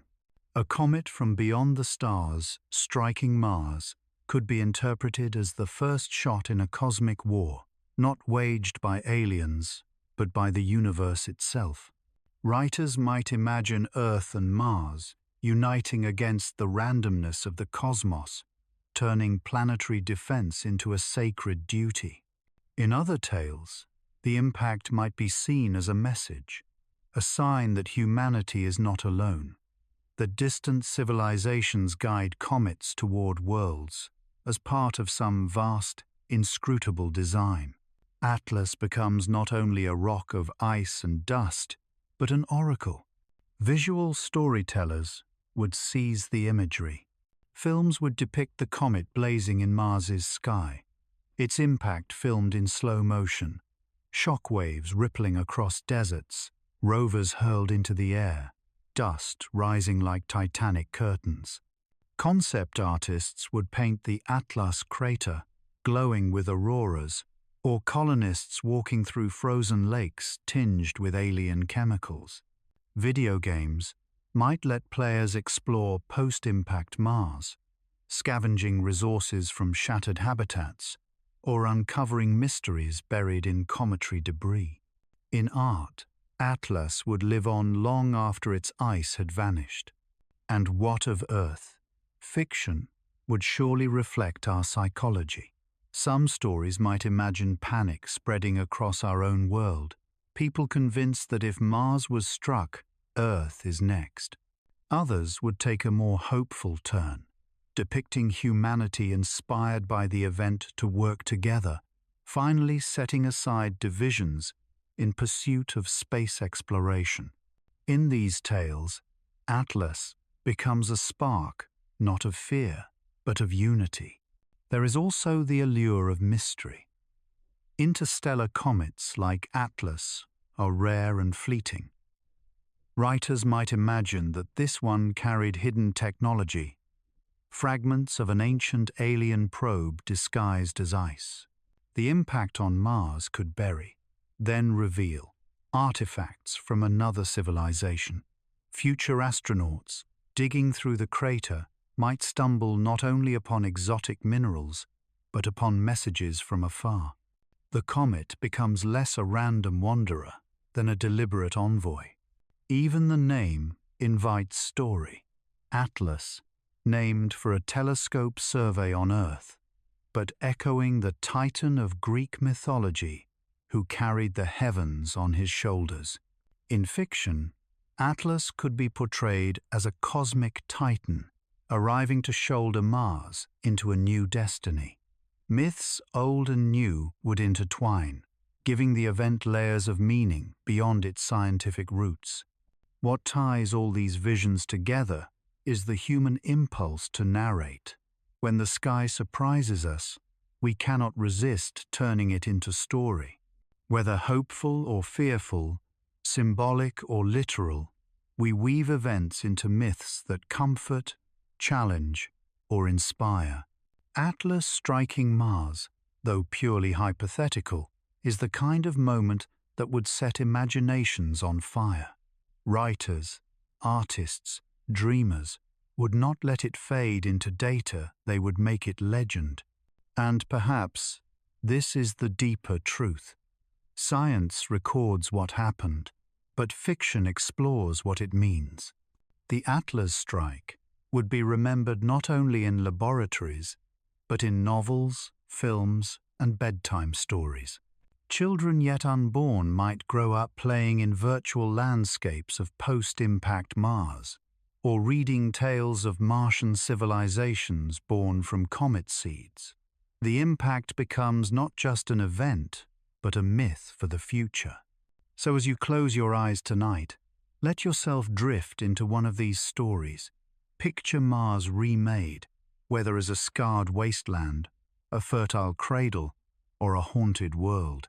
Picture humanity watching, responding, creating meaning.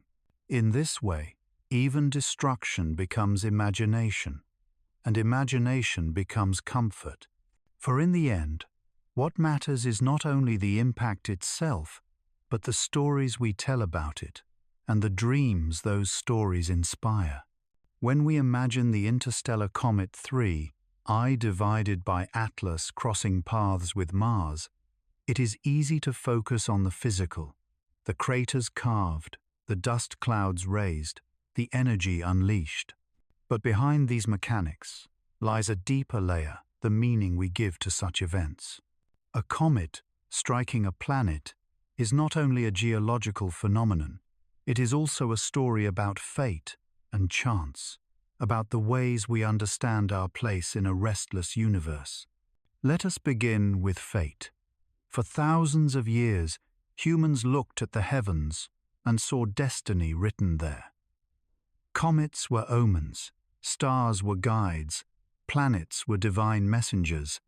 When Mars glowed red, warriors marched. When comets streaked across the sky, kings trembled. The universe seemed intentional, its movements woven with purpose. Even today, the language of fate clings to our descriptions. We speak of destined meetings, cosmic collisions, inevitable outcomes. If Atlas were to strike Mars, many would see it as fated two wanderers bound to meet across the void, a dance written long before humanity existed to witness it. But science tells another story, one of chance. Orbits shift, not because of destiny, but because of physics. A comet is nudged by the pull of distant stars, by collisions long past, by the faint pressure of sunlight itself. Its path is not chosen but shaped, adjusted over millions of years until, by probability alone, it brushes another world. From this view, the meeting of Atlas and Mars is not fate but coincidence, a chance alignment in an indifferent universe. The beauty lies not in intention, but in improbability. So which is it, fate or chance? Perhaps both, or perhaps neither. Perhaps the truth is that we bring meaning to events that, in themselves, are neutral. The comet does not care. Mars does not care. The universe spins on, blind to stories. Yet we, fragile beings on a small blue planet, cannot help but weave narrative threads through it all. In doing so, we turn cold mechanics into warm metaphors, collisions into encounters, chance into meaning. Think of how such an impact might be described across cultures. Some would call it fate proof that the cosmos has patterns beyond our comprehension. Others would call it chaos, a reminder that we live at the mercy of random chance. Still, others would blend the two, seeing in randomness the hand of a deeper order. This diversity of interpretation reveals more about us than about the comet itself. It shows that we hunger for meaning, even in events millions of miles away.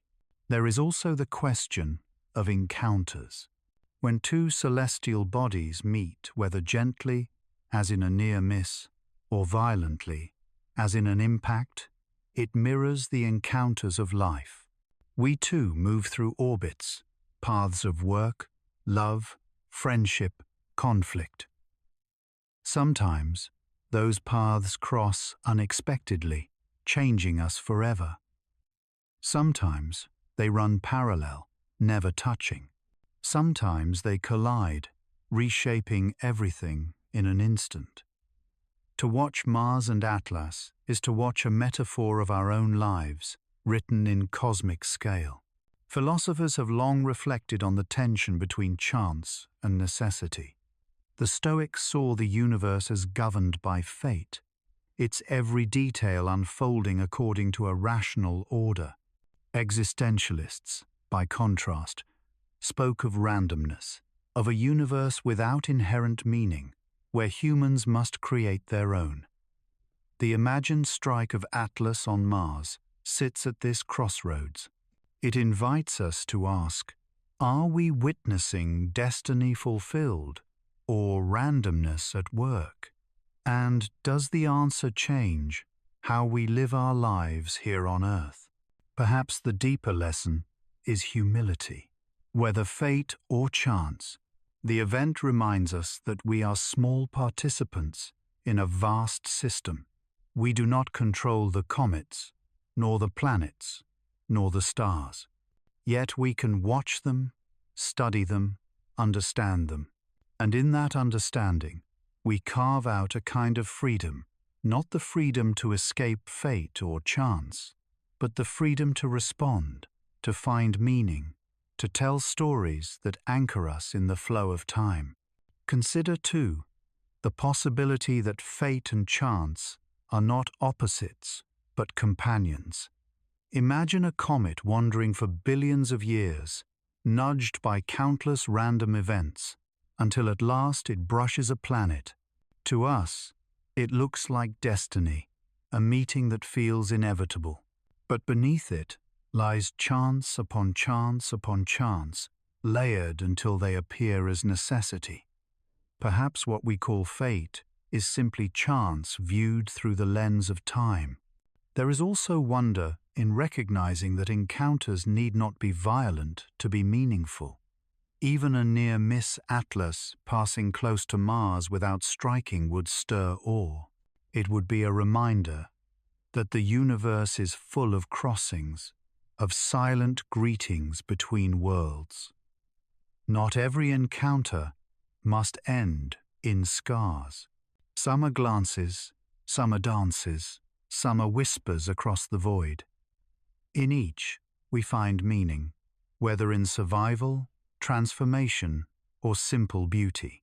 So as you lie back and breathe, imagine Atlas and Mars not as objects but as characters. One is a wanderer from afar, carrying memories of another Sunday. The other is a warrior planet, scarred and silent, waiting in orbit. Their meeting, whether by fate or chance, becomes a story we tell ourselves about life, about randomness, about inevitability. We see in them reflections of our own paths, our own encounters, our own scars. In the end, whether the universe is governed by destiny or by accident may matter less than how we respond. Do we fear the comet, or do we learn from it? Do we despair at randomness, or do we create meaning within it? Do we see ourselves as victims of fate, or as storytellers weaving chance into purpose? These are not questions for comets to answer, they are questions for us. So rest now with this thought. The universe may be vast, indifferent, and restless, but within it we carry the power of meaning. Atlas may strike Mars, or it may pass silently by. Fate, chance, both may guide its path. But we, watching from our small world, give it significance. We turn mechanics into myth, collisions into stories, and silence into reflection. And in that act, we too become part of the cosmic encounter. The imagined impact of 3I divided by Atlas on Mars is not just a thought experiment about another planet, it is also a mirror held up to Earth, reminding us of our own vulnerability. For if Mars can be struck by a comet from beyond the stars, so too could we. The difference lies not in possibility, but in preparedness. Mars has no defense. Earth, however, has begun to dream of one. And in that dream lies both our fear and our hope. Humanity's story with comets and asteroids has always been reactive.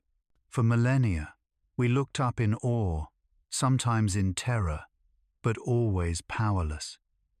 When Tunguska flattened Siberian forests in 1908, we could do nothing but record it. When Chelyabinsk shattered windows in 2013, all we could do was patch the glass and marvel at the footage. But today, the narrative begins to shift. We no longer merely watch, we prepare.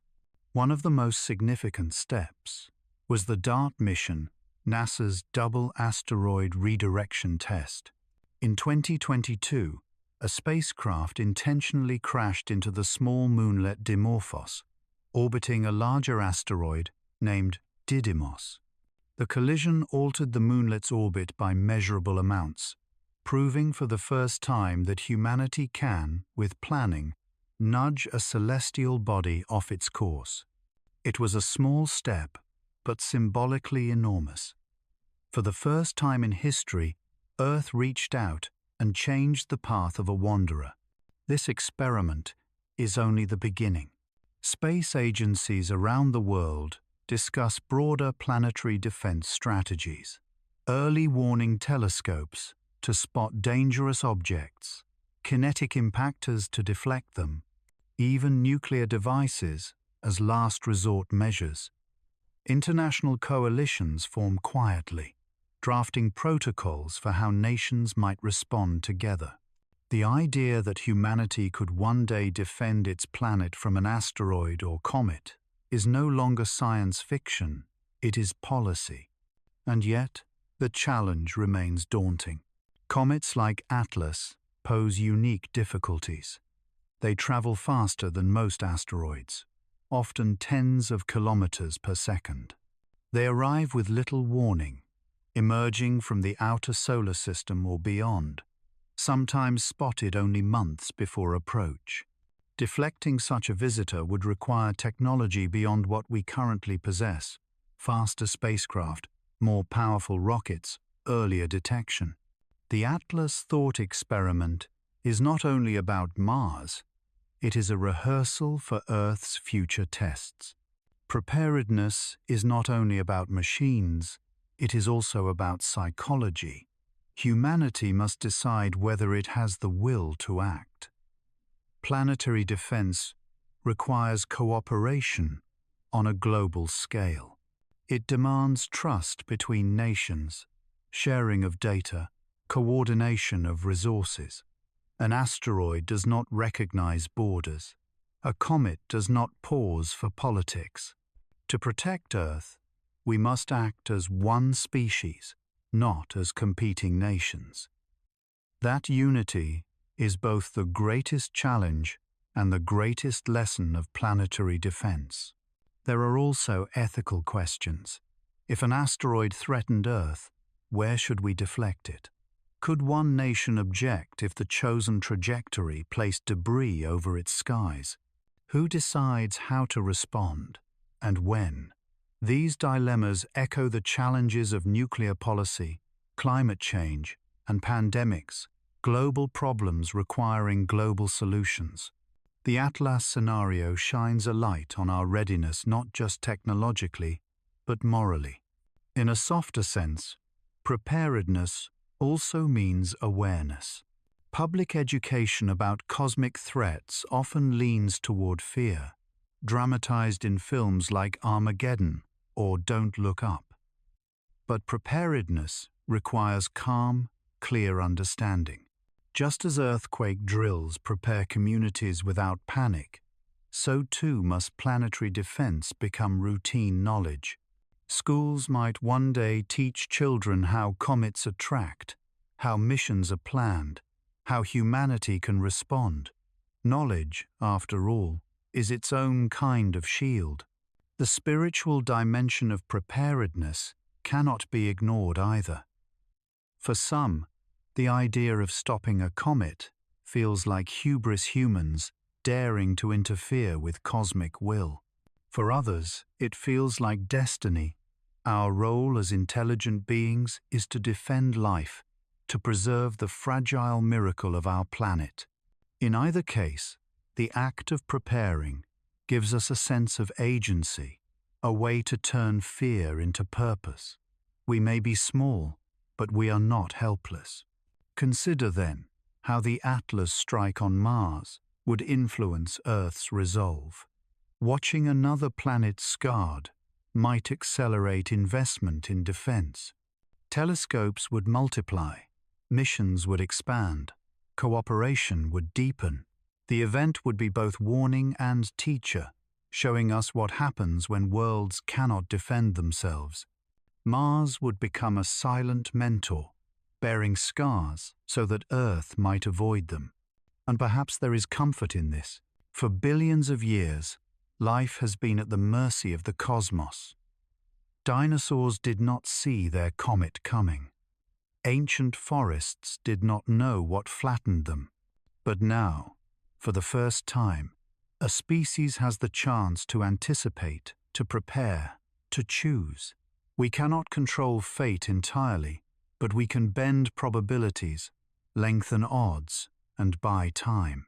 In a universe of chance, that is a profound kind of power. So as you let your body relax and your breath slow, picture Earth not as helpless but as vigilant. Picture observatories scanning the night sky, software tracing faint dots into arcs, scientists whispering to one another across continents. Picture spacecraft waiting quietly on launch pads, like guardians ready to rise. Picture a planet that has learned from its neighbors' scars, determined not to repeat them. Preparedness is not perfection. It is progress, step by step, from watching to acting, from fear to resilience. Atlas reminds us of what is possible. Mars reminds us of what is at stake. And together, they whisper a lesson. The universe is vast, but so too is our capacity to protect what we love. When we imagine 3I divided by Atlas striking Mars, the story is not only about another planet's fate, it is also about reflection. Mars, so often called Earth's twin, becomes a mirror in which we glimpse our own vulnerabilities, our own aspirations, and our own mortality. The symbolism of Mars has haunted human imagination for millennia, long before telescopes revealed its deserts and canyons. To see a comet approach Mars is to see in poetic form a rehearsal of our own cosmic fragility. In ancient times, Mars was the god of war. Its red glow in the night sky inspired fear, strength, and conflict. Armies marched under its light, kings claimed its favor, and astrologers warned of its influence. To our ancestors, Mars was not a world but a will, a force that stirred human destiny. Even today, its reddish hue continues to carry symbolic weight, evoking fire, blood, and the intensity of struggle. A comet streaking toward that planet magnifies the imagery, a weapon hurled toward the god of war, a clash between celestial wanderer and celestial warrior. Yet, as science advanced, Mars transformed. Telescopes revealed polar caps, shifting seasons, and dust storms that roared across continents. It became a symbol not only of conflict, but of possibility. For centuries, people speculated that life might dwell their canals, civilizations, even messages written in the landscape. Though those dreams faded under the cold eye of spacecraft, Mars remained a symbol of hope, the place where humanity might one day plant its second home. In this duality, Mars as war, Mars as hope, we find the mirror of ourselves. Humanity is both destructive and creative, both fragile and ambitious. The image of 3I divided by Atlas colliding with Mars resonates because it touches both sides of that duality. On one level, it recalls destruction. The war god struck down, a world scarred. On another level, it recalls fragility, our dream of colonizing Mars threatened before it begins. In both ways, Mars reflects back our own contradictions. Think of the philosophical questions this raises. If a comet can undo Mars's surface, what does that say about our future settlements there? Would we be building cities on borrowed time, always vulnerable to cosmic visitors? And if so, what does that imply about our own earthly civilization, equally fragile under the same skies? Mars, in this sense, becomes a rehearsal stage. By imagining calamity there, we prepare emotionally for the possibility here. The symbolism extends further. Mars has always been a canvas for projection. In literature, it has been the home of alien invaders, the cradle of lost civilizations, the backdrop for heroic exploration. In psychology, it represents ambition, drive, and sometimes aggression. To see it struck by an interstellar comet is to see those projections tested. What happens when ambition meets fragility? What happens when hope collides with inevitability? The answers lie less in astronomy and more in philosophy. And there is another layer, empathy. When we imagine Mars struck by Atlas, we feel sorrow for a planet that is not even alive. Why? Because we have claimed it symbolically as kin. Mars is our neighbor, our twin, our future. Its fate matters to us because we have woven it into our identity. To see it harmed in imagination is to feel, by proxy, our own harm. This empathy for a planet is unique. It shows that humanity's capacity for care extends beyond our species, even beyond our world. The symbolism is not only tragic, it can also be galvanizing. If we imagine Mars wounded by a comet, perhaps it sharpens our resolve to protect Earth more fiercely. Perhaps it strengthens our determination to prepare Mars more carefully, should we one day live there. The scar becomes not only a warning but a lesson, teaching us how to face the cosmos with humility and readiness. Art and culture have long drawn from Mars's symbolism. From Roman poetry to modern science fiction, Mars is painted as battlefield, muse, and dream. Adding the image of Atlas to that canvas enriches the metaphor. Painters might see in it the clash of elements: fire, ice, dust, and light. Writers might see in it a story of fate, the war god meeting an unstoppable wanderer. Musicians might hear in it a symphony of impact, crescendos of collision fading into silence. Mars, struck by Atlas, becomes a story we tell not about the planet, but about ourselves. The mirror also shows us scale. Mars is vast, its deserts stretching farther than Earth's, its canyons dwarfing our own. Yet even Mars can be scarred by a rock or ice fragment no larger than a mountain. The message is clear. Size does not guarantee safety. Power does not guarantee survival. This is the same lesson Earth must remember. We are mighty in our cities and technologies, yet still vulnerable under the arc of comets. Mars, in this symbolism, teaches humility. As you listen, let your imagination drift. Picture Mars glowing red in the night sky, its surface carved by valleys and volcanoes. Now imagine Atlas descending, its tail blazing against the void, its path inevitable. The two worlds meet, one ancient in human mythology, the other ancient in cosmic time. The result is a scar, a reminder, a symbol, not only of destruction, but of the beauty and fragility of all things.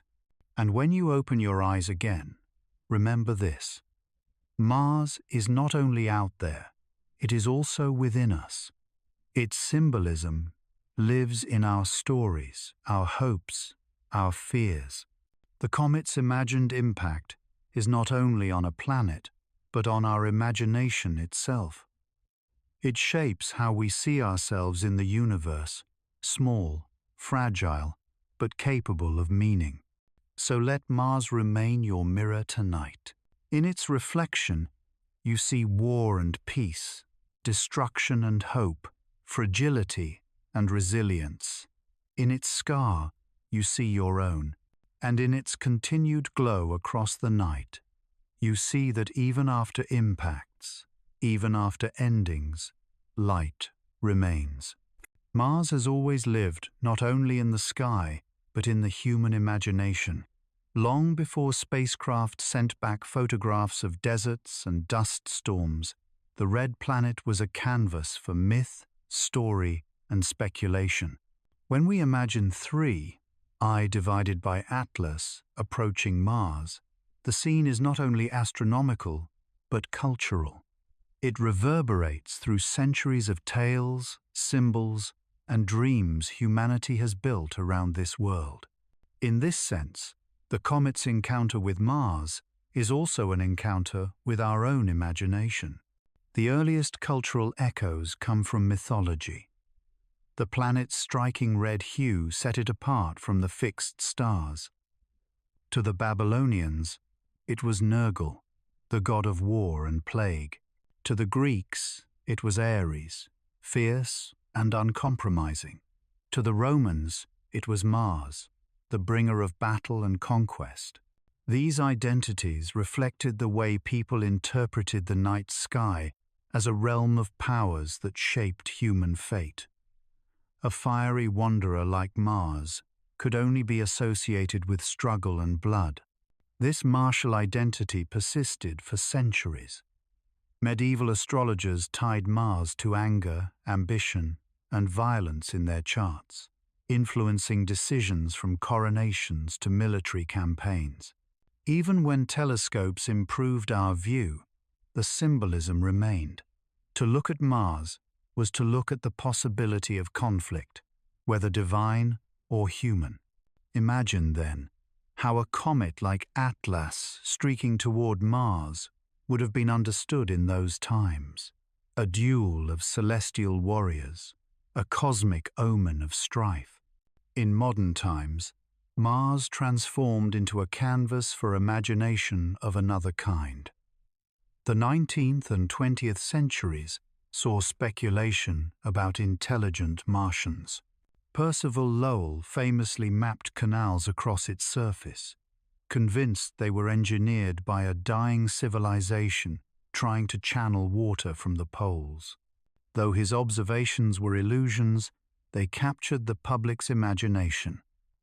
Stories of Martian societies proliferated grand cities, alien empires, and, of course, invasion. Perhaps the most famous cultural echo came in 1898, with H.G. Wells's The War of the Worlds. In his novel, Martians invade Earth, bringing advanced machines and deadly weapons. The story turned Mars into a symbol of the other, a reminder of humanity's vulnerability. In 1938, when Orson Welles adapted the story for radio, listeners panicked, believing a real invasion was underway. The Red Planet had become more than a neighbor. It had become a source of fear, fascination, and storytelling power. Science fiction never let go of Mars. Ray Bradbury's The Martian Chronicles painted it as a place of mystery and melancholy, where human settlers confront both alien ruins and their own flaws.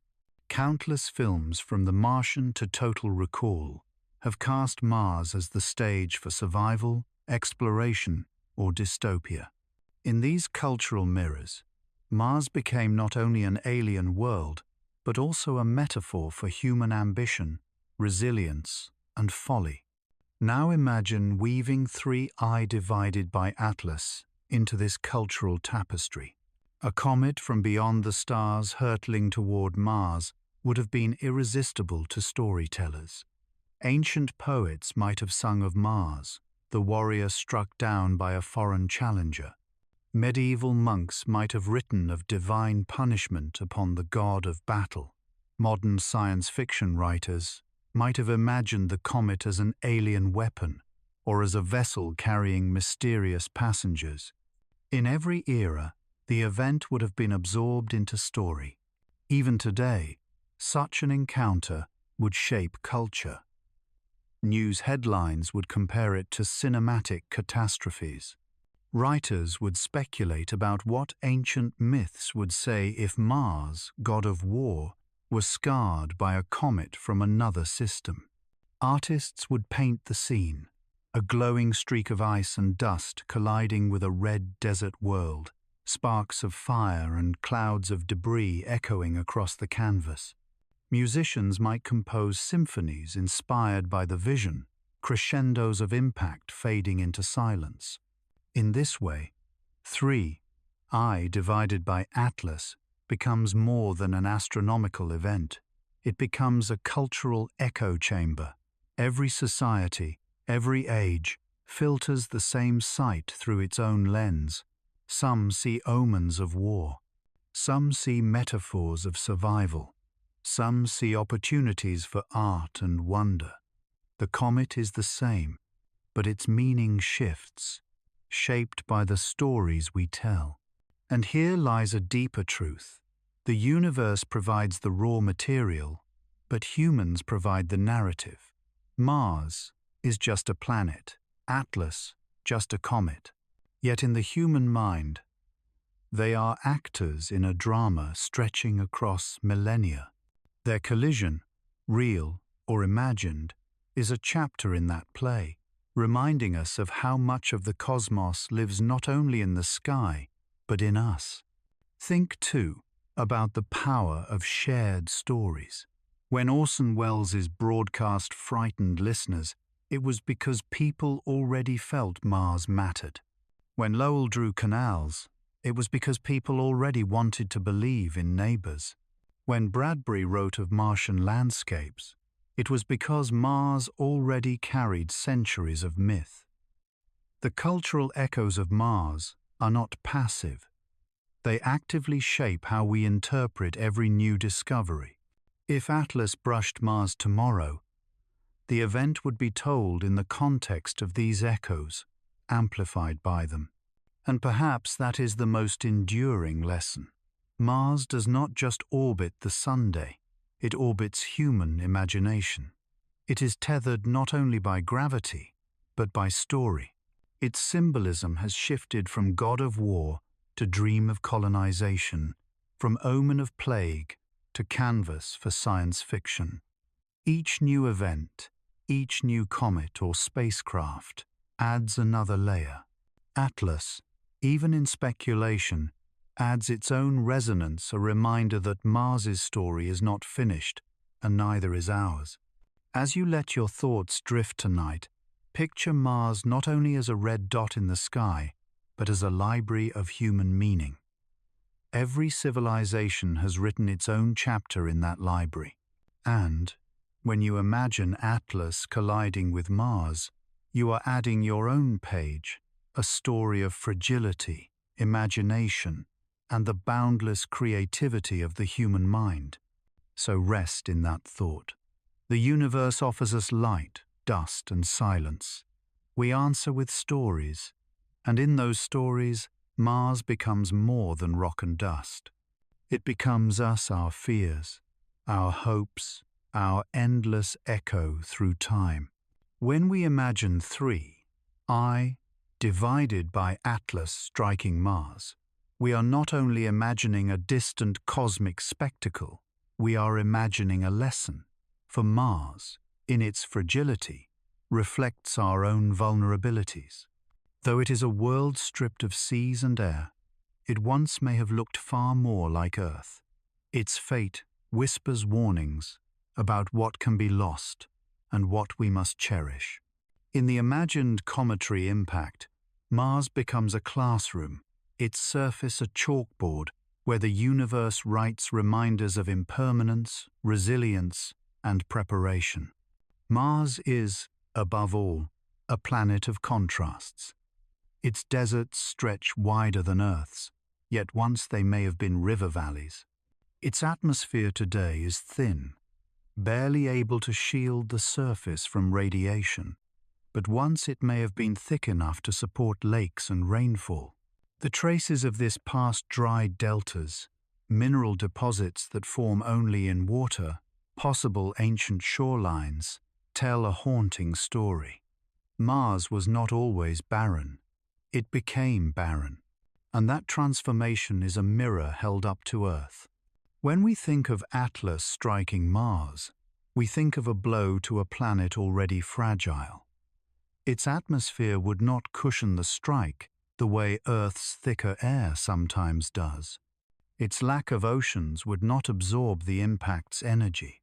Instead, the scar would remain, unhealed, etched into the red dust for millions of years. On Earth, wind, water, and life erase scars. On Mars, they remain. This permanence is a reminder. Fragility is not just about being breakable, but about being unable to recover. Here lies the first lesson for Earth. Our planet is resilient precisely because it is alive. Forests regrow, rivers reshape craters, ecosystems adapt, but this resilience is not guaranteed.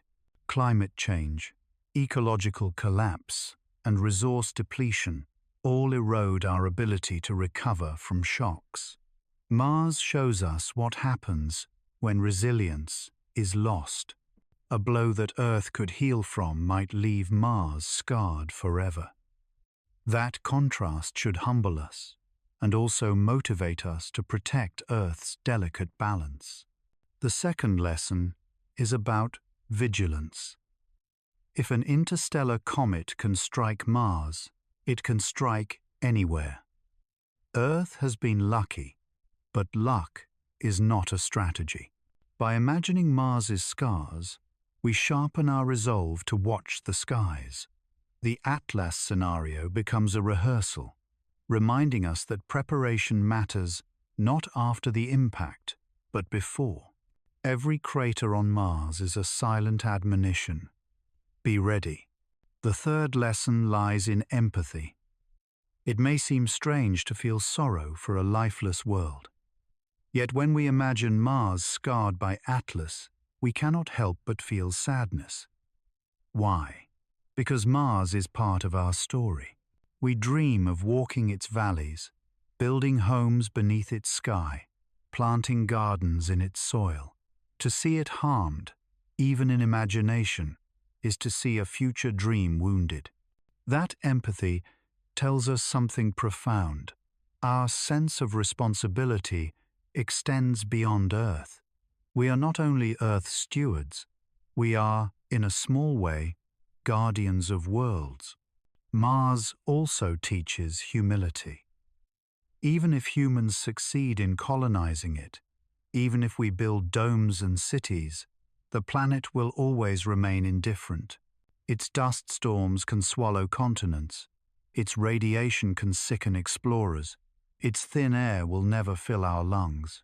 The imagined strike of Atlas emphasizes this indifference.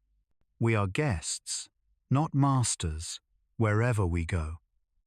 To live on Mars, or even to dream of it, requires acknowledging that fragility is not only planetary, but human. And yet, there is also hope. Fragility is not the same as doom. On Earth, our awareness of vulnerability has led us to create shields technological, social, cultural. We invent tools, we build systems, we tell stories that preserve memory. Mars's fragility, seen through Atlas's shadow, could inspire us to strengthen Earth's shields, to value our atmosphere, our oceans, our biosphere, not as resources to be spent, but as treasures to be protected. There is a final, deeper lesson. Fragility itself gives meaning. A planet that could never be harmed, never be scarred, would also never inspire awe. We marvel at Mars because it is vulnerable, because its history is visible in every canyon and crater. Likewise, we value Earth not because it is invincible, but because it is precious, balanced, and fleeting. To imagine Atlas striking Mars is to imagine, by extension, the fragility that makes our own world meaningful. So what, then, is the takeaway? Mars teaches us that survival is not guaranteed, that vigilance is essential, that resilience must be nurtured, that empathy can extend across worlds, and most of all, that fragility is not a weakness to be despised, but a truth to be embraced. For in fragility lies urgency, and in urgency lies purpose.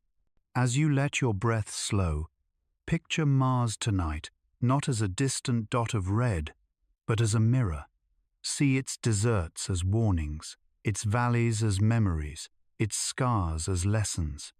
Imagine Atlas passing by, trailing its luminous tail across the Martian sky, a reminder written in ice and dust.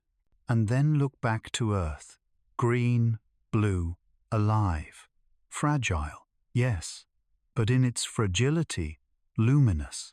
When we close our eyes at night, we often think of our day tasks completed, worries unresolved, small triumphs and quiet regrets. Yet every so often, when we allow the mind to drift outward, we realize that sleep itself is not only rest, but perspective. To lie beneath the stars is to recognize how vast the universe is and how brief our concerns truly are. Imagining three, I divided by Atlas, passing Mars invites this perspective. It is both a cosmic drama and a bedtime meditation, showing us how the grand scales of space can ease the weight of daily life. Sleep has always been entwined with the night sky. Long before artificial lights brightened our cities, people fell asleep under the constellations. The heavens were the ceiling of their dreams. Stars were guides, comets were omens, and the Milky Way was a river across which souls might journey. To dream, in those times, was to travel the same way comets did, silently, unpredictably, across the dark. Even now, though we may sleep indoors with curtains drawn, the sky remains present in us. It lingers in our myths, our metaphors, our imagination. In this way, comets like Atlas become symbols of rest. They remind us of impermanence, of journeys that begin and end, of beauty that does not last but leaves memory behind. Sleep, too, is impermanent and beautiful. Each night it arrives, carrying us into a realm beyond control, and each morning it vanishes, leaving traces in our minds like faint tales of dreams. To think of Atlas gliding past Mars as you fall asleep is to align yourself with this rhythm, the rhythm of arrivals and departures, of letting go. Psychologists speak of the value of perspective in reducing anxiety. When we zoom out, our problems shrink in scale. A looming deadline is daunting when seen up close, but when imagined against the backdrop of a comet traveling for millions of years, it softens. Arguments, losses, frustrations, all are real, but none outweigh the truth that we live on a tiny blue planet, fragile yet luminous, cradled in the arms of a vast cosmos. Sleep becomes easier when perspective is gained, when the mind shifts from control to wonder. Mars itself embodies this perspective. It has survived impacts, dust storms, and the loss of its atmosphere. Yet it still glows in our sky, steady and red, inspiring generations. Imagine lying in bed and picturing that glow, faint but persistent, accompanied by the thought of Atlas passing nearby. The image is humbling, but also soothing. Whatever chaos may fill your day, the planets continue their silent dance. The comets continue their long journeys. And you, too, are part of that rhythm. There is also poetry in aligning sleep with the cosmos. Ancient cultures often linked dreams to celestial journeys. The Greeks believed dreams were messages carried by gods through the night sky. Some Native American traditions spoke of dream catchers, filtering the visions of the night as starlight filters through branches. In Eastern philosophies, the mind at rest was likened to the moon reflected on still water. To connect sleep with comets like Atlas is to continue this lineage, to see rest not as escape, but as cosmic participation. The imagined strike of Atlas on Mars adds another layer. It reminds us that life is fragile, that worlds change, that endings come. But instead of sparking fear, this awareness can deepen rest. For what else is sleep but a rehearsal of surrender? Each night, we let go of control, trusting that the world will continue without us for a time. The comet's passage through space mirrors this surrender. It moves without asking, indifferent yet beautiful. To fall asleep is to trust in the same way to release, to drift, to let the cosmos carry us. Science even supports this connection. Studies show that all moments when we feel small in the face of vastness can reduce stress, lower blood pressure, and improve sleep quality. Looking at images of galaxies, reading about comets, or simply imagining the stars can calm the nervous system, or interrupts worry, replacing it with wonder. 3 divided by Atlas, even in imagination, provides such awe. It is a reminder that you are part of something vast and mysterious, and that your place within it is both small and meaningful. Think of the act of breathing as you drift towards sleep. Each inhale, each exhale, mirrors the cosmic rhythm of expansion and contraction. Stars are born, they shine, they fade. Comets approach, they blaze, they vanish. Your breath joins this universal pattern. When you picture Atlas crossing the Martian sky, think of it as another breath in the life of the universe, a slow, steady rhythm that you can match with your own. There is comfort in knowing that even in the face of fragility, there is continuity. Mars has been scarred, Earth has been struck, yet life persists. The cosmos has endured collisions, births, and deaths, yet beauty remains. Sleep is your way of joining this continuity. When you close your eyes, you do not vanish. You rest, you reset, you prepare to shine again. So let tonight's meditation be simple. Picture Mars glowing faintly, Atlas sweeping past, its tail a brushstroke of light against the dark. Picture Earth beneath you, safe, cradled by its atmosphere, alive with forests and seas. Picture yourself as part of this scene, small but essential, a traveler resting under the stars. The comet does not threaten you, it soothes you, reminding you that the universe is vast enough to hold your worries, vast enough to carry them away. As your eyes grow heavy, think of sleep as your own interstellar journey. Tonight, your dreams are your comets fleeting, luminous, carrying fragments of memory across the sky of your mind. Like Atlas, they will pass, but their beauty will linger, and in that lingering lies peace. The story of 3 divided by Atlas, passing Mars, whether as a harmless visitor or as a destructive strike, is more than a tale of astronomy. It is a meditation on who we are, what we value, and how we see ourselves in the vastness of the cosmos. The red planet and the interstellar comet, 2 wanderers in their own right, become mirrors in which we glimpse our fragility, our resilience, and our longing for meaning.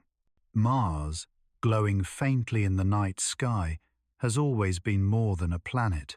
To ancient peoples, it was a god of war, a fiery sign of conflict. To dreamers of the modern age, it has become a beacon of possibility, a frontier waiting to be explored. To scientists, it is a record of planetary history, a place where rivers once ran, where oceans may have sparkled, where climates shifted dramatically. Its landscapes, scarred and silent, whisper of both promise and loss. Atlas, by contrast, is a stranger, not born of our sun, not bound to our system. It carries with it the memory of another star, another time. Its very presence is extraordinary. Only the 3rd interstellar visitor we have ever seen. Its icy fragments may hold molecules older than our planet, dust that once circled a distant Sunday. To watch Atlas is to watch time itself pass by a fragment of the galaxy drifting through our neighborhood before vanishing again into the dark. Together, Mars and Atlas form a kind of cosmic duet. One is our neighbor, familiar yet mysterious, always present in the night sky. The other is a traveler, fleeting and foreign, a reminder that the universe is far larger than our local family of planets. When we imagine them meeting, whether in a gentle pass or a catastrophic collision, we are really imagining ourselves. Our fears, our hopes, our stories are written into the encounter. What then do we take from this? Perhaps, first, a reminder of scale. The universe is vast beyond comprehension. Comets travel for millions of years. Planets endure for billions.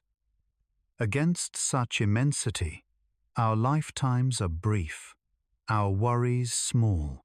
Yet it is precisely this contrast that gives our existence meaning.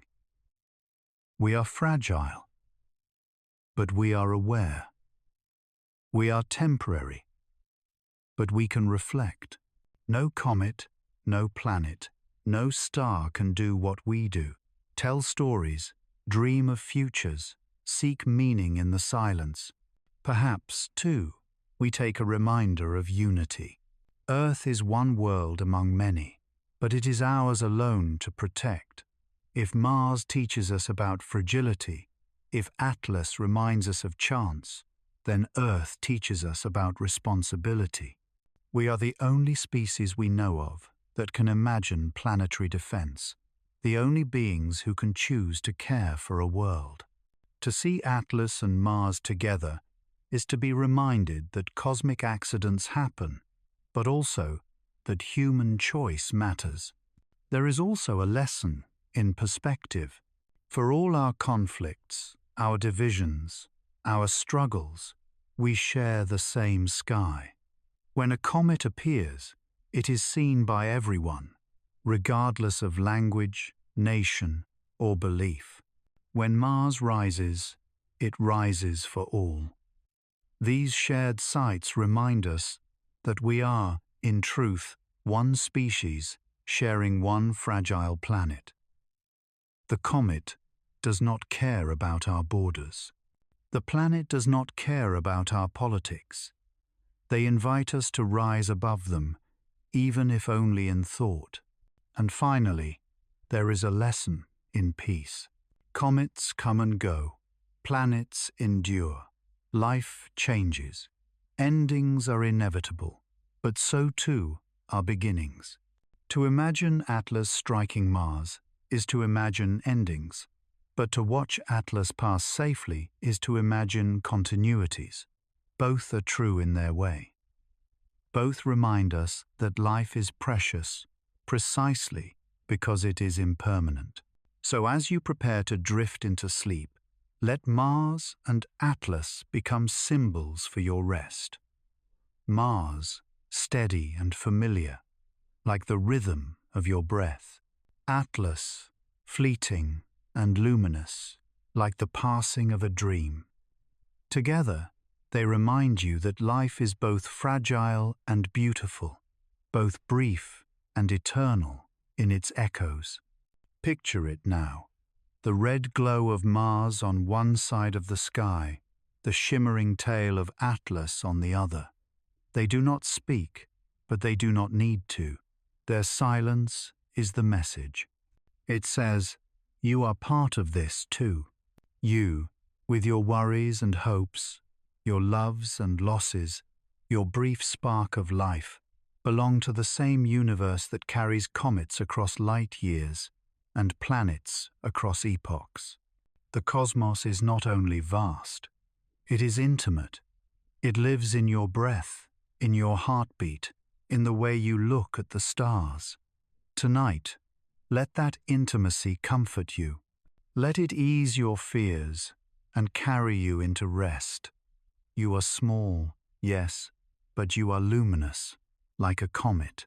You are fragile, yes, but you are enduring, like a planet. And in your brief journey, you leave behind trails of meaning that shine long after you are gone. Close your eyes. Let Mars glow in your imagination. Let Atlas glide across your dreams. The story is not only theirs, it is yours. The comet continues its journey. The planet continues its orbit. And you continue your rest, safe beneath the same stars. Sleep well, traveler. Sweet dreams.